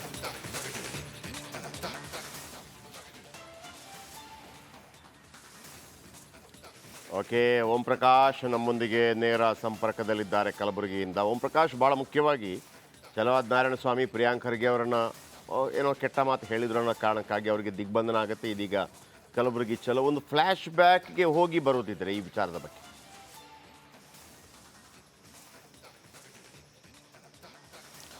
ಜಯಪ್ರಕಾಶ್ ಶೆಟ್ಟಿ, ಕಳೆದ 2 ದಿನದ ಹಿಂದೆ ಛಲವಾದಿ ನಾರಾಯಣಸ್ವಾಮಿ ಅವರು ಕಲಬುರಗಿ ಜಿಲ್ಲೆಯ ಚಿತ್ತಾಪುರದಲ್ಲಿ ನಡೆಯುವಂಥ ತಿರಂಗ ಯಾತ್ರೆಯಲ್ಲಿ ಭಾಗಿಯಾಗೋದಕ್ಕಂತೇಳಿ ಕಲಬುರಗಿಗೆ ಆಗಮಿಸಿದರು. ಅದಾದ ಬಳಿಕ ಕಲಬುರಗಿಯ BJP ಕಾರ್ಯಾಲಯದಲ್ಲಿ ಏನು ರಾಜ್ಯ ಕಾಂಗ್ರೆಸ್ ಸರ್ಕಾರ 2 ವರ್ಷಗಳ ಸಾಧನಾ ಸಮಾವೇಶ ಮಾಡಿತ್ತು. ಅದಕ್ಕೆ ಕೌಂಟರ್ ಆಗಿ BJP ಕೂಡ ರಾಜ್ಯಾದ್ಯಂತ ಒಂದು ಪತ್ರಿಕಾಗೋಷ್ಠಿ ನಡೆಸಿ ಕಾಂಗ್ರೆಸ್ನ ಚಾರ್ಜ್ ಶೀಟ್ ಬಿಡುಗಡೆ ಮಾಡಿತ್ತು. ಆ ಸಂದರ್ಭದಲ್ಲಿ ಪ್ರಿಯಾಂಕ್ ಖರ್ಗೆ ಅವರು ಆಪರೇಷನ್ ಸಿಂಧೂರ ಅದಾದ ಬಳಿಕ ಪದೇ ಪದೇ ಪ್ರಧಾನಿ ನರೇಂದ್ರ ಮೋದಿ ಅವರ ವಿರುದ್ಧ ಮಾತನಾಡ್ತಾ ಇರೋದಕ್ಕೆ ಆನೆ ಹೋಗ್ತಾ ಇರುವಾಗ ನಾಯಿ ಬೊಗಳುತ್ತೆ ಅನ್ನುವಂಥ ಒಂದು ಮಾತನ್ನು ಕೂಡ ಛಲವಾದಿ ನಾರಾಯಣಸ್ವಾಮಿ ಅವರು ಹೇಳಿದರು. ಆಗ ಆನೆಯನ್ನು ಪ್ರಧಾನಿ ನರೇಂದ್ರ ಮೋದಿಗೆ ಹೋಲಿಸಿದರೆ ಇತ್ತ ನಾಯಿಯನ್ನು ಸಚಿವ ಪ್ರಿಯಾಂಕ್ ಖರ್ಗೆಗೆ ಹೋಲಿಸಿದ್ರು. ಅದಾದ ಬಳಿಕ ಕಲಬುರಗಿಯಿಂದ ಛಲವಾದಿ ನಾರಾಯಣಸ್ವಾಮಿ ಅವರು ಚಿತ್ತಾಪುರಕ್ಕೆ ತೆರಳಿ ಅಲ್ಲಿ ತಿರಂಗ ಯಾತ್ರೆಯಲ್ಲಿ ಭಾಗಿಯಾಗೋದಕ್ಕೆ ಮುಂದಾಗೋದಕ್ಕೆ ಅಂತೇಳಿ ತೆರದಂಥ ಸಂದರ್ಭದಲ್ಲಿ ಪ್ರಿಯಾಂಕ್ ಖರ್ಗೆ ಅಭಿಮಾನಿಗಳು ಮತ್ತು ಕಾಂಗ್ರೆಸ್ ಕಾರ್ಯಕರ್ತರು ಎಲ್ಲರೂ ಕೂಡ ಸೇರಿಕೊಂಡು ಚಿತ್ತಾಪುರಕ್ಕೆ ತೆರಳಿ ಚಿತ್ತಾಪುರದ ಪ್ರವಾಸಿ ಮಂದಿರದ ದಿಗ್ಬಂಧನದಲ್ಲಿ ಸುಮಾರು 4 ರಿಂದ 5 ಗಂಟೆಗಳ ಕಾಲ ಚಲವಾದಿ ನಾರಾಯಣ ಸ್ವಾಮಿ ಅವರನ್ನು ದಿಗ್ಬಂಧನದಲ್ಲಿ ಇರಿಸಿ, ಅಂದರೆ ಕ್ಷಮೆ ಯಾಚನೆಗೆ ಪಟ್ಟನ್ನು ಹಿಡಿದಿರ್ತಾರೆ. ಆದರೆ ರಾತ್ರಿ 8-9 ಗಂಟೆವರೆಗೂ ಕೂಡ ಏನು ಕ್ಷಮೆ ಯಾಚನೆ ಮಾಡಿದಂಥ ಹಿನ್ನೆಲೆಯಲ್ಲಿ ಅಲ್ಲೇ ದಿಗ್ಬಂಧನ ಹಾಕಿರ್ತಾರೆ. ಅದಾದ ಬಳಿಕ ವಿಷಾದ ವ್ಯಕ್ತಪಡಿಸಿದ ಬಳಿಕ ಅಲ್ಲಿಂದ ಚಲವಾದಿ ನಾರಾಯಣ ಸ್ವಾಮಿ ಅವರು ಹೇಳ್ತಾರೆ. ಇದೀಗ ಏನು ಆ ಒಂದು ಪ್ರಕರಣ ಸತತವಾಗಿ 4-5 ಗಂಟೆಗಳ ಕಾಲ ಚಲವಾದಿ ನಾರಾಯಣ ಸ್ವಾಮಿ ಅವರಿಗೆ ದಿಗ್ಬಂಧನದಲ್ಲಿ ಇರಿಸಿರೋದನ್ನು ಖಂಡಿಸಿ ಕೇಸರಿ ಪಡೆ ಕಲಬುರಗಿ ಚಲೋ ಕಾರ್ಯಕ್ರಮವನ್ನು ಹಮ್ಮಿಕೊಂಡಿರುವಂಥದ್ದು. ಇವತ್ತು BJP ರಾಜ್ಯಾಧ್ಯಕ್ಷ BY ವಿಜಯೇಂದ್ರ ನೇತೃತ್ವದಲ್ಲಿ ಕಲಬುರಗಿಯಲ್ಲಿ BJP ಬೃಹತ್ ಪ್ರತಿಭಟನೆಯನ್ನು ನಡೆಸೋದಕ್ಕೆ ಮುಂದಾಗಿರುವಂಥದ್ದು. ಈಗಾಗಲೇ ಚಲವಾದಿ ನಾರಾಯಣ ಸ್ವಾಮಿ ಕೂಡ ಕಲಬುರಗಿಗೆ ಆಗಮಿಸಿರುವಂಥದ್ದು, CT ರವಿ ಅವರು ಕೂಡ ಆಗಮಿಸಿರುವಂಥದ್ದು, ಜೊತೆಗೆ N ರವಿಕುಮಾರ್ ಅವರು ಕೂಡ ಆಗಮಿಸಿರುವಂಥದ್ದು. ಇನ್ನು BJP ರಾಜ್ಯಾಧ್ಯಕ್ಷ ವಿಜೇಂದ್ರ ಅವರು 11 ಗಂಟೆಗೆ ಕಲಬುರಗಿಗೆ ಆಗಮಿಸ್ತಾ ಇದ್ದಾರೆ. ಕಲಬುರಗಿಯ ಜಿಲ್ಲಾಧಿಕಾರಿ ಕಚೇರಿಯ ಮುಂಭಾಗದಲ್ಲಿ ಇವತ್ತು ದೊಡ್ಡ ಮಟ್ಟದಲ್ಲಿ ಪ್ರತಿಭಟನೆಯನ್ನು ನಡೆಸ್ತಾರೆ. ಬಹಳ ಪ್ರಮುಖವಾಗಿ 3 ಬೇಡಿಕೆಗಳನ್ನು ಇಟ್ಕೊಂಡು ಇವರು ಈ ಒಂದು ಪ್ರತಿಭಟನೆಯನ್ನು ನಡೆಸ್ತಾ ಇರುವಂಥದ್ದು. ಅಂದರೆ ಪ್ರಿಯಾಂಕ್ ಖರ್ಗೆ ಅಭಿಮಾನಿಗಳು, ಕಾರ್ಯಕರ್ತರು, ಕೈ ಕಾರ್ಯಕರ್ತರು, ವಿಪಕ್ಷ ನಾಯಕ, ವಿಧಾನ ಪರಿಷತ್ನ ವಿಪಕ್ಷ ನಾಯಕ ಅವರಿಗೆ ಸತತ 5 ಗಂಟೆಗಳ ಕಾಲ ದಿಗ್ಬಂಧನದಲ್ಲಿ ಇರಿಸಿರೋದನ್ನು ಖಂಡಿಸಿ ಸಚಿವ ಸ್ಥಾನದಿಂದ ಪ್ರಿಯಾಂಕ್ ಖರ್ಗೆ ಅವ್ರನ್ನ ವಜಾ ಮಾಡಬೇಕು ಅನ್ನುವಂಥ ನಿಟ್ಟಿನಲ್ಲಿ ಬಹಳ ಪ್ರಮುಖವಾದಂಥ ಬೇಡಿಕೆಯನ್ನು ಇಟ್ಕೊಂಡಿರುವಂಥದ್ದು. ಮತ್ತೊಂದು ಕಡೆ ಇನ್ನು ವಿಪಕ್ಷ ನಾಯಕರಿಗೆ ಕೊಡಬೇಕಾದಂಥ ಗೌರವ ಮತ್ತು ಭದ್ರತೆಯನ್ನು ಒದಗಿಸುವಲ್ಲಿ ವಿಫಲರಾದಂಥ ಪೊಲೀಸ್ ಅಧಿಕಾರಿಗಳ ಅಮಾನತು ಆಗಬೇಕು ಅನ್ನುವಂಥ ನಿಟ್ಟಿನಲ್ಲಿ ಕೂಡ ಈ ಒಂದು ಪ್ರತಿಭಟನೆಯನ್ನು ನಡೆಸ್ತಾ ಇರುವಂಥದ್ದು. ಇದ್ರ ಜೊತೆಗೆ ಇಡೀ ಪ್ರಕರಣವನ್ನು ನ್ಯಾಯಾಂಗ ತನಿಖೆ ನಡೆಸಬೇಕು ಅನ್ನುವಂಥ ಆಗ್ರಹ ಕೂಡ ಮಾಡ್ತಾ ಇರುವಂಥದ್ದು. ಹಾಗಾಗಿ ಈಗಾಗಲೇ ಸಾಕಷ್ಟು ಜನ ಕಾರ್ಯಕರ್ತರಿಗೂ ಕೂಡ ಕಲಬುರಗಿ ಜಿಲ್ಲೆಯ ಬೇರೆ ಬೇರೆ ಕಡೆ ಇರುವಂಥ ಎಲ್ಲ ಕಾರ್ಯಕರ್ತರಿಗೂ ಕೂಡ ಈ ಒಂದು ಪ್ರತಿಭಟನೆಯಲ್ಲಿ ಭಾಗಿಯಾಗೋದಕ್ಕೆ ಮನವಿ ಮಾಡಿಕೊಂಡಿರುವಂಥದ್ದು. ಸರಿಯಾಗಿ 11:30 ಸುಮಾರಿಗೆ ಪ್ರತಿಭಟನೆಯನ್ನು ನಡೆಸ್ತಾರೆ. ಇದು ರಿಪಬ್ಲಿಕ್ ಆಫ್ ಕಲಬುರಗಿ ಅಂತೇಳಿ ಆಗ್ತಾ ಇರುವಂಥದ್ದು. ಹಾಗಾಗಿ ಪ್ರಿಯಾಂಕ್ ಖರ್ಗೆ ಅವರ ವಿರುದ್ಧ ಇದೀಗ ಮತ್ತೊಂದು ಬಾರಿ ಕೇಸರಿ ಪಡೆ ಸಮರ ಸಾರ್ತಾ ಇರುವಂಥದ್ದು. ಅಂದರೆ ವಿಪಕ್ಷ ನಾಯಕ ಚಲವಾದಿ ನಾರಾಯಣ ಸ್ವಾಮಿ, ಅದರಲ್ಲೂ ಕೂಡ ದಲಿತ ನಾಯಕ ಅನ್ನುವಂಥ ಒಂದಷ್ಟು ಅಂಶಗಳನ್ನು ಇಟ್ಕೊಂಡು ಅವರಿಗೆ ಕನಿಷ್ಠ ಗೌರವ ಕೊಡುವಂಥ ಕೆಲಸ ಆಗಿಲ್ಲ ಅನ್ನುವಂಥ ನಿಟ್ಟಿನಲ್ಲಿ ಇವತ್ತು ಈ ಒಂದು ಹೋರಾಟ ಕೂಡ ನಡೆಸ್ತಾ ಇರುವಂಥದ್ದು. ಹಾಗಾಗಿ ಇದೀಗ ಬಹುತೇಕ ನಾಯಕರು ಕಲಬುರಗಿಯತ್ತ ಆಗಮಿಸ್ತಾ ಇರುವಂಥದ್ದು. ರಾಜ್ಯ ಮಟ್ಟದ ಎಲ್ಲ ನಾಯಕರು ಕೂಡ ಆಗಮಿಸಿ ಇವತ್ತು ಕಲಬುರಗಿಯಲ್ಲಿ ಪ್ರಿಯಾಂಕ್ ಖರ್ಗೆ ವಿರುದ್ಧ ರಾಜ್ಯ ಕೈ ಸರ್ಕಾರದ ವಿರುದ್ಧ ಏನು ಬೃಹತ್ ಮಟ್ಟದ ಹೋರಾಟ ನಡೆಸೋದಕ್ಕೆ ಮುಂದಾಗಿರುವಂಥದ್ದು. ಜಯಪ್ರಕಾಶ್ ಶೆಟ್ಟಿ, ಥ್ಯಾಂಕ್ ಯು ನಿಮ್ಮೆಲ್ಲರ ಅಪ್ಡೇಟ್. ಇನ್ನು KPSCC ಅಧ್ಯಕ್ಷ ಪಟ್ಟದ ಬದಲಾವಣೆ ವಿಚಾರ ಏನಾಗತ್ತೆ? ಆ ಬದಲಾವಣೆಗೆ ಬ್ರೇಕ್ ಬಿತ್ತಾ? ನೂತನ ಅಧ್ಯಕ್ಷರ ಆಯ್ಕೆಗೆ ಹೈಕಮಾಂಡ್ ಇತಿಶ್ರೀ ಹಾಡಿದ್ಯಾ? ರಾಜ್ಯಾದ್ಯಂತ ಕಾಂಗ್ರೆಸ್ ಭವನಗಳು ನಿರ್ಮಾಣ ಆಗಲಿ, ಆಗ ನಾನೇ ಅಧ್ಯಕ್ಷ ಸ್ಥಾನ ಬಿಟ್ಟುಕೊಡ್ತೇನೆ ಅಂತ DK ಶಿವಕುಮಾರ್ ಹೇಳಿದ್ದಾರೆ ಎನ್ನಲ್ಲ. ಅಲ್ಲಿವರೆಗೂ KPCC ಅಧ್ಯಕ್ಷರ ಬದಲಾವಣೆ ಬೇಡ ಅಂತ ಹೇಳ್ತಾ ಇದೆಯಾ ಹೈಕಮಾಂಡ್. ಹೀಗಾಗಿ ಹೊಸ ಅಧ್ಯಕ್ಷರ ನೇಮಕ ತಕ್ಷಣ ಆಗೋದು ಡೌಟ್ ಅಂತ ಹೇಳಲಾಗ್ತದೆ.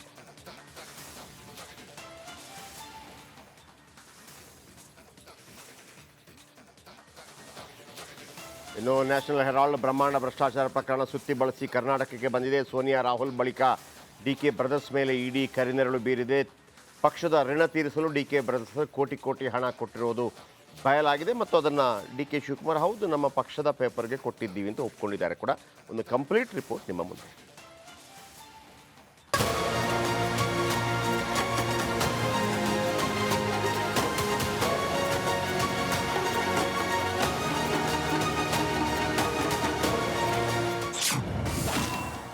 DK ಬ್ರದರ್ಸ್ಗೆ ನ್ಯಾಷನಲ್ ಹೆರಾಲ್ಡ್ ಉರುಳು. ED ಹೆಚ್ಚುವರಿ ಚಾರ್ಜ್ ಶೀಟ್ನಲ್ಲಿ DKಶಿ ಹೆಸರು.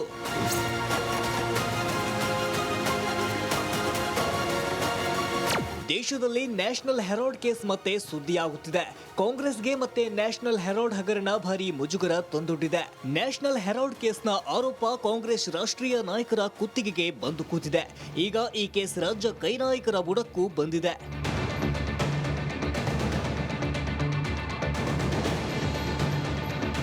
ಕಾಂಗ್ರೆಸ್ ನಾಯಕರಾದ ರಾಹುಲ್ ಗಾಂಧಿ ಹಾಗೂ ಸೋನಿಯಾ ಗಾಂಧಿಗೆ ಸುತ್ತಿಕೊಂಡಿರುವ ನ್ಯಾಷನಲ್ ಹೆರಾಲ್ಡ್ ಕೇಸ್ನಲ್ಲಿ ಇದೀಗ ಕರ್ನಾಟಕ ಕಾಂಗ್ರೆಸ್ ನಾಯಕರಾದ DCM DK ಶಿವಕುಮಾರ್ ಹಾಗೂ DK ಸುರೇಶ್ ಅವರ ಹೆಸರು ಕೂಡ ಕೇಳಿಬಂದಿದೆ.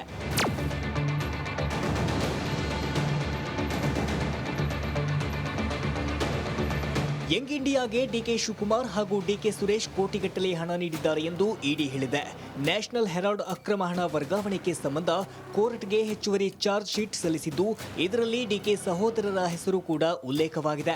ಜೊತೆಗೆ ತೆಲಂಗಾಣ ಸಿಎಂ ರೇವಂತ್ ರೆಡ್ಡಿ ಕೂಡ ಇದಕ್ಕೆ ದೇಣಿಗೆ ನೀಡಿರುವುದಾಗಿ ಗಂಭೀರವಾಗಿ ಆರೋಪಿಸಿದೆ.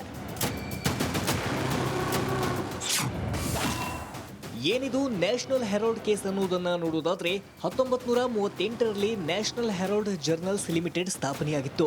ಅಂದು ನೆಹರು ಅವರಿಂದ ನ್ಯಾಷನಲ್ ಹೆರಾಲ್ಡ್ ಪತ್ರಿಕೆ ಆರಂಭವಾಗಿತ್ತು. ಇದು ಹೆಚ್ಚಾದ ಸಾಲದಿಂದಾಗಿ 2008ರಲ್ಲಿ ನ್ಯಾಷನಲ್ ಹೆರಾಲ್ಡ್ ಪತ್ರಿಕೆ ಬಂದ್ ಮಾಡಲಾಗಿತ್ತು. ಆದರೆ ಇದೇ ವೇಳೆ ಎಜಿಎಲ್ ಟ್ರಸ್ಟ್ಗೆ ಕಾಂಗ್ರೆಸ್ ಪಕ್ಷ 90 ಕೋಟಿ ಸಾಲ ಕೊಟ್ಟಿತ್ತಂತೆ. ಆದರೆ ಪಾವತಿ ಮಾಡಿರಲಿಲ್ಲ. ಇನ್ನೊಂದು ಕಡೆ ಎಜಿಎಲ್ ಬಳಿ 2000 ಕೋಟಿ ಆಸ್ತಿ ಹೊಂದಿತ್ತು. ಈ ಎಜಿಎಲ್ ಆಸ್ತಿಗಳನ್ನ ಕೇವಲ 50 ಲಕ್ಷಕ್ಕೆ ಯಂಗ್ ಇಂಡಿಯಾ ಟ್ರಸ್ಟ್ ಖರೀದಿಸಿತ್ತು. ನ್ಯಾಷನಲ್ ಹೆರಾಲ್ಡ್ ಹೆಸರಿನಲ್ಲಿ 142 ಕೋಟಿ ದುರ್ಬಳಕೆ ಆರೋಪ ಇದ್ದು, ಇಡಿ ಹೆಚ್ಚುವರಿ ಚಾರ್ಜ್ ಶೀಟ್ನಲ್ಲಿ ಡಿಕೆಶಿ ಹೆಸರು ಉಲ್ಲೇಖ ಮಾಡಲಾಗಿದೆ. ಎಐಸಿಸಿ ಖಜಾಂಚಿಗೆ 25 ಲಕ್ಷ ದೇಣಿಗೆ ನೀಡಿದ್ದ ಡಿಸಿಎಂ ಮಾಜಿ ಸಂಸದ ಡಿಕೆ ಸುರೇಶ್ರಿಂದಲೂ 25 ಲಕ್ಷ ದೇಣಿಗೆ ಪಡೆದಿದೆ. ಅಲ್ಲದೆ ತೆಲಂಗಾಣ ಸಿಎಂ ರೇವಂತ್ ರಿಂದಲೂ 25 ಲಕ್ಷ ದೇಣಿಗೆ ನೀಡಿದ್ದಾರಂತೆ.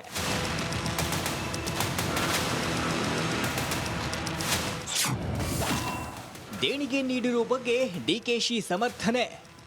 ಹೌದಪ್ಪ, ನಾವು ನ್ಯಾಷನಲ್ ಹೆರಾಲ್ಡ್ಗೆ ನಾನು 25 ಲಕ್ಷ ಕೊಟ್ಟಿದ್ದೀನಿ, ಡಿಕೆ ಸುರೇಶು 25 ಲಕ್ಷ ಕೊಟ್ಟಿದ್ದೀವಿ. ತಪ್ಪೇನಿದೆ? ನಮ್ಮ ಪಾರ್ಟಿ ನಡೆಸೋಂಥ ಪೇಪರಲ್ಲಿ ನಾವು ಕೊಟ್ಟಿದ್ದೀವಿ. ಏನು ತಪ್ಪೇನಿದೆ? ಹೌದು, ನಮ್ಮ ಟ್ರಸ್ಟ್ ಇದ್ದರೂ ಕೊಟ್ಟಿದ್ದೀವಿ. ಏನು ಕೊಟ್ಟಿದ್ದೆ? ನಾವೇನು ಇಲ್ಲ ಅಂತ ನಾವೇನು ಕದ್ದು ಕೊಟ್ಟಿದ್ದೀವಾ? ರಾಜಾರಷ್ಟುವಾಗೆ ನಾವು ಸಂಪಾದನೆ ಮಾಡೋಂಥ ನಮ್ಮ ಆಸ್ತಿಯಿಂದ ನಾವು ಕೊಟ್ಟಿದ್ದೀವಪ್ಪ. ಕಾಂಗ್ರೆಸ್ನ ರಾಷ್ಟ್ರೀಯ ನಾಯಕರ ಮೇಲೆ ನೇತಾಡುತ್ತಿದ್ದ ತೂಗುಗತಿ ಈಗ ರಾಜ್ಯ ನಾಯಕರ ಮೇಲೂ ನೇತಾಡುತ್ತಿದೆ. ಮುಂದೆ ಇನ್ಯಾರ ಹೆಸರು ಹೊರಬರುತ್ತೋ ಕಾದು ನೋಡಬೇಕಿದೆ. Bureau report, Republic Kannada. ಇನ್ನು ಮೆಟ್ರೋ ನಿಲ್ದಾಣಗಳ ಶೌಚಾಲಯದ ಕಳ್ಳಾಟ ಬಯಲಾಗಿದೆ. ಹಣ ಹೊಡೆಯಲು BMRCL ಹೊಸ ತಂತ್ರ ರೂಪಿಸಿದೆ. ನಮ್ಮ ಮೆಟ್ರೋ ವಿರುದ್ಧ ಪ್ರಯಾಣಿಕರ ಆಕ್ರೋಶ ವ್ಯಕ್ತಪಡಿಸಿದ್ದಾರೆ. 12 ಮೆಟ್ರೋ ನಿಲ್ದಾಣಗಳಲ್ಲಿ ಶೌಚಾಲಯದ ಮೂಲಕ ಹಣ ವಸೂಲಿ, ಅನ್ಪೇಯ್ಡ್ ಜಾಗದಲ್ಲೂ ಕೂಡ ಹಣ ವಸೂಲಿಗೆ ಮುಂದಾಗಿದೆ. ಮೆಟ್ರೋ ಇಂಟರ್ನ್ಯಾಷನಲ್ ಕಂಪನಿ ಜೊತೆ MOU ಮಾಡಿಕೊಂಡ BMRCL 12 ನಿಲ್ದಾಣಗಳ ಬಿಟ್ಟು ಇನ್ನುಳಿದ ನಿಲ್ದಾಣಗಳಲ್ಲಿ ಫ್ರೀ ಶೌಚಾಲಯ. ಸರ್ಕಾರದ ವಿರುದ್ಧ ಸಾರ್ವಜನಿಕರಿಂದ ತೀವ್ರ ವಿರೋಧ ವ್ಯಕ್ತವಾಗಿದೆ. ಈಗ JP ನಗರದ ಮೆಟ್ರೋ ನಿಲ್ದಾಣದ ಮುಂಭಾಗದಲ್ಲಿದ್ದೇನೆ. BMRCL ಇದೀಗ ಹೊಸ ರೂಲ್ಸ್ ತಂದಿದೆ. ಶೌಚಾಲಯಕ್ಕೂ 5 ರೂಪಾಯಿ ಕೊಡಬೇಕು. ಯಾಕಂದರೆ ಕೆಲವು 12 ನಿಲ್ದಾಣಗಳಲ್ಲಿ ಈ ಹೊಸ ರೂಲ್ಸ್ ಜಾರಿಯಾಗುತ್ತೆ. ಸದ್ಯ ಈಗ JP ನಗರದಲ್ಲಿ 5 ರೂಪಾಯಿ ಕೊಟ್ಟರೆ ಮಾತ್ರ ಶೌಚಾಲಯಕ್ಕೆ ಎಂಟ್ರಿ, ಇಲ್ಲ ಅಂದರೆ ನೋ ಎಂಟ್ರಿ. ಅಲ್ಲಿ ಹಿಂದಿವಾಲ ಒಬ್ಬ ಕುಂತಿರ್ತಾನೆ, ಫೋನ್ಪೇ ಮಾಡಬೇಕು, ದುಡ್ಡು ಕೊಡಲೇಬೇಕು. ಇಲ್ಲಾಂದರೆ ಯಾಕಂದರೆ ಇಷ್ಟು ದಿನ ಫ್ರೀ ಇರ್ತಿತ್ತು, ಬಟ್ ಇದೀಗ ಟೆಂಡರ್ ಕೊಟ್ಟಿದ್ದಾರೆ. ಸುಲಭ ಇಂಟರ್ನ್ಯಾಷನಲ್ ಸಂಸ್ಥೆಗೆ ಟೆಂಡರ್ ಕೊಟ್ಟಿದ್ದಾರೆ. ಇಲ್ಲಿ ಸಹ ಏನು BMRCL ದುಡ್ಡು ಮಾಡೋಕ್ಕೆ ಹೊರಟಿದೆ ಅಂತ ಹೇಳ್ಬೋದು. ದೃಶ್ಯಗಳು ಸಹ ನೋಡ್ತಿರ್ಬೋದು. ನಾನು ಜಯಪ್ರಕಾಶ್ ನಗರದಲ್ಲಿದ್ದೇನೆ. ಇಲ್ಲಿ ಸಾಕಷ್ಟು ಪ್ರಯಾಣಿಕರು ಆಕ್ರೋಶ ಹೊರಾಗ್ತಿದ್ದಾರೆ. ಯಾಕಂದರೆ ನಾವು ತುಂಬ ಬಾರಿ ಮೆಟ್ರೋದಲ್ಲಿ ಹೋಗ್ತೀವಿ ಬರ್ತೀವಿ, ಫ್ರೀ ಆಗಿರ್ತಿತ್ತು. ಬಟ್ ಇದೀಗ 3-4 ದಿನ ಹಿಂದೆ ದುಡ್ಡು ಕೊಡಬೇಕು, 2 ರಿಂದ 5 ರೂಪಾಯಿ ಶೌಚಾಲಯಕ್ಕೆ ದುಡ್ಡು ಕೊಡಬೇಕು.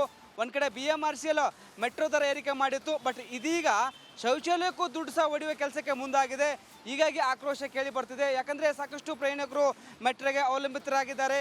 ಅದಲ್ಲದೆ 100% ದರ ಏರಿಕೆ ಮಾಡಿತ್ತು BMRCL. ಆಕ್ರೋಶಕ್ಕೆ ಕಾರಣವಾಗಿತ್ತು, ಪ್ರತಿಭಟನೆ ಮಾಡಿದರು.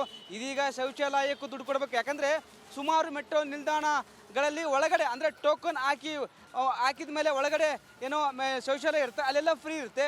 ಬಟ್ ಕೆಲವು ಮೆಟ್ರೋ ನಿಲ್ದಾಣಗಳಲ್ಲಿ ಹೊರಗಡೆ ಇದ್ದಾವೆ. ಯಾಕಂದರೆ ಟೋಕನ್ ಹಾಕುವ ಮುಂಚೆ ಟೋಕನ್ ಕೊಡುವ ಜಾಗದಲ್ಲಿ ಶೌಚಾಲಯ ಇದೆ, ಅಲ್ಲೆಲ್ಲ ಫ್ರೀ ಇರ್ತಿತ್ತು. ಟೋಟಲ್ 12 ಮೆಟ್ರೋ ನಿಲ್ದಾಣಗಳು ಶೌಚಾಲಯ ಅಂದರೆ ಹೊರಗಡೆ ಮೆಟ್ರೋ ಟೋಕನ್ ಹಾಕುವ ಮುಂಚೆ ಶೌಚಾಲಯ ಇರ್ತಿತ್ತು. ಬಟ್ ಇದೀಗ ಆ ಎಲ್ಲ ನಿಲ್ದಾಣಗಳಲ್ಲಿ 5 ರೂಪಾಯಿ ಫಿಕ್ಸ್ ಮಾಡಿದ್ದಾರೆ. 2 ರಿಂದ 5 ರೂಪಾಯಿ ಕೊಡಲೇಬೇಕು. ನೀವಿಲ್ಲ ಅಂದರೆ ಎಂಟ್ರಿ ಕೊಡಲ್ಲ. ಯಾಕಂದರೆ ಇಷ್ಟು ದಿನ ಫ್ರೀ ಆಗಿರ್ತಿತ್ತು. ಹೀಗಾಗಿ ಎಲ್ಲೇ ಒಂದು ಕಡೆ ದುಡ್ಡು ಹೊಡೆಯೋ ಪ್ಲ್ಯಾನ್ BMRCL ಮಾಡಿದೆ ಅಂತಲೇ ಒಂದು ಕಡೆ ಪ್ರಯಾಣಿಕರು ಆಕ್ರೋಶ ಹೊರಾಗ್ತಿದ್ದಾರೆ. ಕ್ಯಾಮ್ರಾ ಪರ್ಸನ್ ಮಂಜು ಜೊತೆ ವೀರೇಶ್, ರಿಪಬ್ಲಿಕ್ ಕನ್ನಡ, ಬೆಂಗಳೂರು. ಬೆಂಗಳೂರು ಮಹಾನಗರ ಏನೇನು ಸಮಸ್ಯೆನಲ್ಲಿ ಏಗ್ತಾ ಇದೆ ನೋಡಿ. ಭಾರಿ ಮಳೆಗೆ ಸಿಲಿಕಾನ್ ಸಿಟಿ ನಲುಗಿದ್ದು ನಿಮಗೆ ಗೊತ್ತಾ ಇದೆ. ಎಷ್ಟೊಂದು ಏರಿಯಾಗಳಲ್ಲಿ ನೀರು ತುಂಬಿಕೊಂಡಿತ್ತು, ಅದನ್ನು ನೀವು ನೋಡಿದಿರಿ. ಮಳೆ ನಿಂತರೂ ಕೂಡ ಬೆಂಗಳೂರಿನ ಪರಿಸ್ಥಿತಿ ಮಾತ್ರ ಏನೂ ಬದಲಾಗಿಲ್ಲ. ನೆರೆ ಪರಿಸ್ಥಿತಿಯನ್ನು ಖುದ್ದಾಗಿ CM DCM ಬಂದು ರೆಡ್ ಕಾರ್ಪೆಟ್ ಎಲ್ಲ ಹಾಕ್ಕೊಂಡು ರೆಡಿ ಮಾಡಿಸ್ಕೊಂಡು ಬಂದು ಪರಿಶೀಲನೆ ನಡೆಸಿ ಹೋಗಿದ್ರು. ಆದರೆ ಅನಂತರ ಕೂಡ ಒಂದಿನ ಜಾತ್ರೆ ಶೋ ಆಫ್ ಮುಗೀತು. ಮತ್ತೇನೂ ಇಲ್ಲ, ಪರಿಸ್ಥಿತಿ ಏನೂ ಬದಲಾಗಿಲ್ಲ. ಏನಂದರೆ ಏನೇನೂ ಬದಲಾವಣೆ ಮಾಡಿಲ್ಲ. ಹಾನಿ ಪ್ರದೇಶಗಳಲ್ಲಿ ಯಾವ ಕಾಮಗಾರಿ ಕೂಡ ಶುರುವಾಗಿಲ್ಲ. ಗ್ರೇಟರ್ ಬೆಂಗಳೂರು ಅಧಿಕಾರಿಗಳ ವಿರುದ್ಧ ಸ್ಥಳೀಯರು ಕಿಡಿಕಾರಿದ್ದಾರೆ. ಈಗ ಮತ್ತೆ ಇನ್ನೊಂದು ಜೂನ್ ತಿಂಗಳಲ್ಲಿ ಮಳೆ ಬರುತ್ತೆ, ಮತ್ತೆ ನೀರು ತುಂಬಿಕೊಡುತ್ತೆ, ಮತ್ತೆ ಗಲಾಟೆ ಆಗುತ್ತೆ. ಆವಾಗ ಮತ್ತೆ ಇನ್ನೊಂದು ರೌಂಡ್ ಬರ್ತಾರೆ, ಮತ್ತೆ ಇನ್ನೊಂದು ರೌಂಡ್ ರಾಜಕೀಯ ಕೆಸರ ಚಾಟ ಮಾಡ್ಕೊಳ್ತಾರೆ. ಅಷ್ಟು ಬಿಟ್ಟರೆ ಕೆಲಸ ಅಂತ ಏನೂ ಆಗಿರಲ್ಲ ಆನ್ ಗ್ರೌಂಡ್. ಜನ ಅದನ್ನೇ ಬಾಯಿಗೆ ಬಂದಂಗೆ ಬೈದ್ರು ಮೊನ್ನೆ. ನೀವು ಏನು 2,000 ರೂಪಾಯಿ ಕೊಡೋದು ಬೇಡ, ನಾವೇ ನಿಮ್ಗೆ 2,000 ರೂಪಾಯಿ ಕೊಡ್ತೀವಿ, ಕೆಲಸ ಮಾಡಿಸಿ ಇದನ್ನೆಲ್ಲ ಅಂತ. ಕಾಮಗಾರಿಗಳು ಏನೇನು ಬಾಕಿ ಇದೆ, ಅಲ್ಲಿ ರಾಜಕಾಲುವೆ ಹೂಳೆತ್ತೋದ್ರಿಂದ ಹಿಡಿದು ಚರಂಡಿ ವ್ಯವಸ್ಥೆ ಮಾಡಿಸೋವಂಥದ್ದು, ಅಥವಾ ಅಲ್ಲಿ ನೀರು ತುಂಬ್ಕೊಂಡು ನೋಡಿ, ಅಲ್ಲಿ ಇದ್ದಿದ್ದ ಟಾರ್ ಗೀರ್ ಏನೆಲ್ಲ ಇತ್ತು ಎಲ್ಲ ಕಿತ್ತೋಗಿದೆ ನೀರು ತುಂಬಿಕೊಂಡು. ಈಗ ಯಾರು ರಿಪ್ಲೇಸ್ ಮಾಡ್ಕೊಡ್ತಾರೆ ಅದನ್ನೆಲ್ಲ? ಆ ಏರಿಯಾಗಳಲ್ಲಿ ಆ ನೀರು ತುಂಬಿ ಆಗಿರೋ ಅನಾಹುತಗಳಿದೆಯಲ್ಲ, ಇನ್ಫ್ರಾಸ್ಟ್ರಕ್ಚರ್ ಕಿತ್ಕೊಂಡು ಹೋಗಿದೆಯಲ್ಲ, ಅದನ್ನು ಯಾರು ಮಾಡಿಕೊಡ್ತಾರೆ? CM DCM ಒಂದಿನ ಬಂದು ಎಲ್ಲ ಕನ್ನಡಕ ಹಾಕ್ಕೊಂಡು ಎಲ್ಲ ಕೂಲಿಂಗ್ ಗ್ಲಾಸ್ ಹಾಕೊಂಡು ನೋಡ್ಕೊಂಡು ಹೋದರು. ನೆಕ್ಸ್ಟ್ ಏನು ಬದಲಾಗಿಲ್ಲ. ರಿಪಬ್ಲಿಕ್ ಕನ್ನಡ ಗ್ರೌಂಡ್ ರಿಪೋರ್ಟ್ ಕೊಟ್ಟಿದೆ ನೋಡಿ.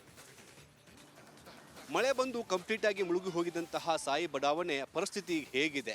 ಸದ್ಯ ನಾವೀಗ ಸಾಯಿ ಲೇಔಟಲ್ಲಿ ಇದ್ದೀವಿ. ಮುಖ್ಯಮಂತ್ರಿಗಳು ಬಂದು ಹೋದ ನಂತರದಲ್ಲೂ ಕೂಡ ಈ ಸಾಯಿ ಲೇಔಟನ ಪರಿಸ್ಥಿತಿ ಹೇಗಿದೆ ಅಂತ ನಾವು ಈಗ ತೋರಿಸ್ತೀವಿ.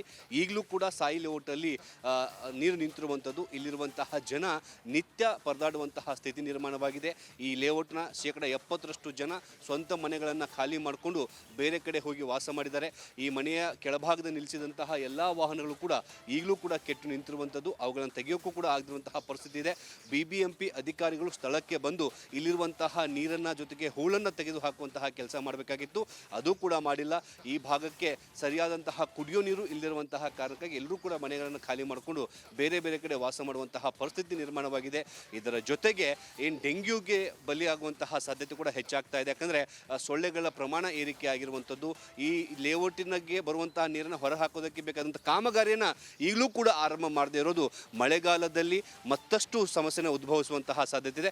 ಜೊತೆಗೆ ಇಲ್ಲಿಯ ನಿವಾಸಿಯಾಗಿರುವಂತಹ ಮಂಜುನಾಥ್ ಅವರು ಕೂಡ ನನ್ನ ಜೊತೆಗಿದ್ದಾರೆ.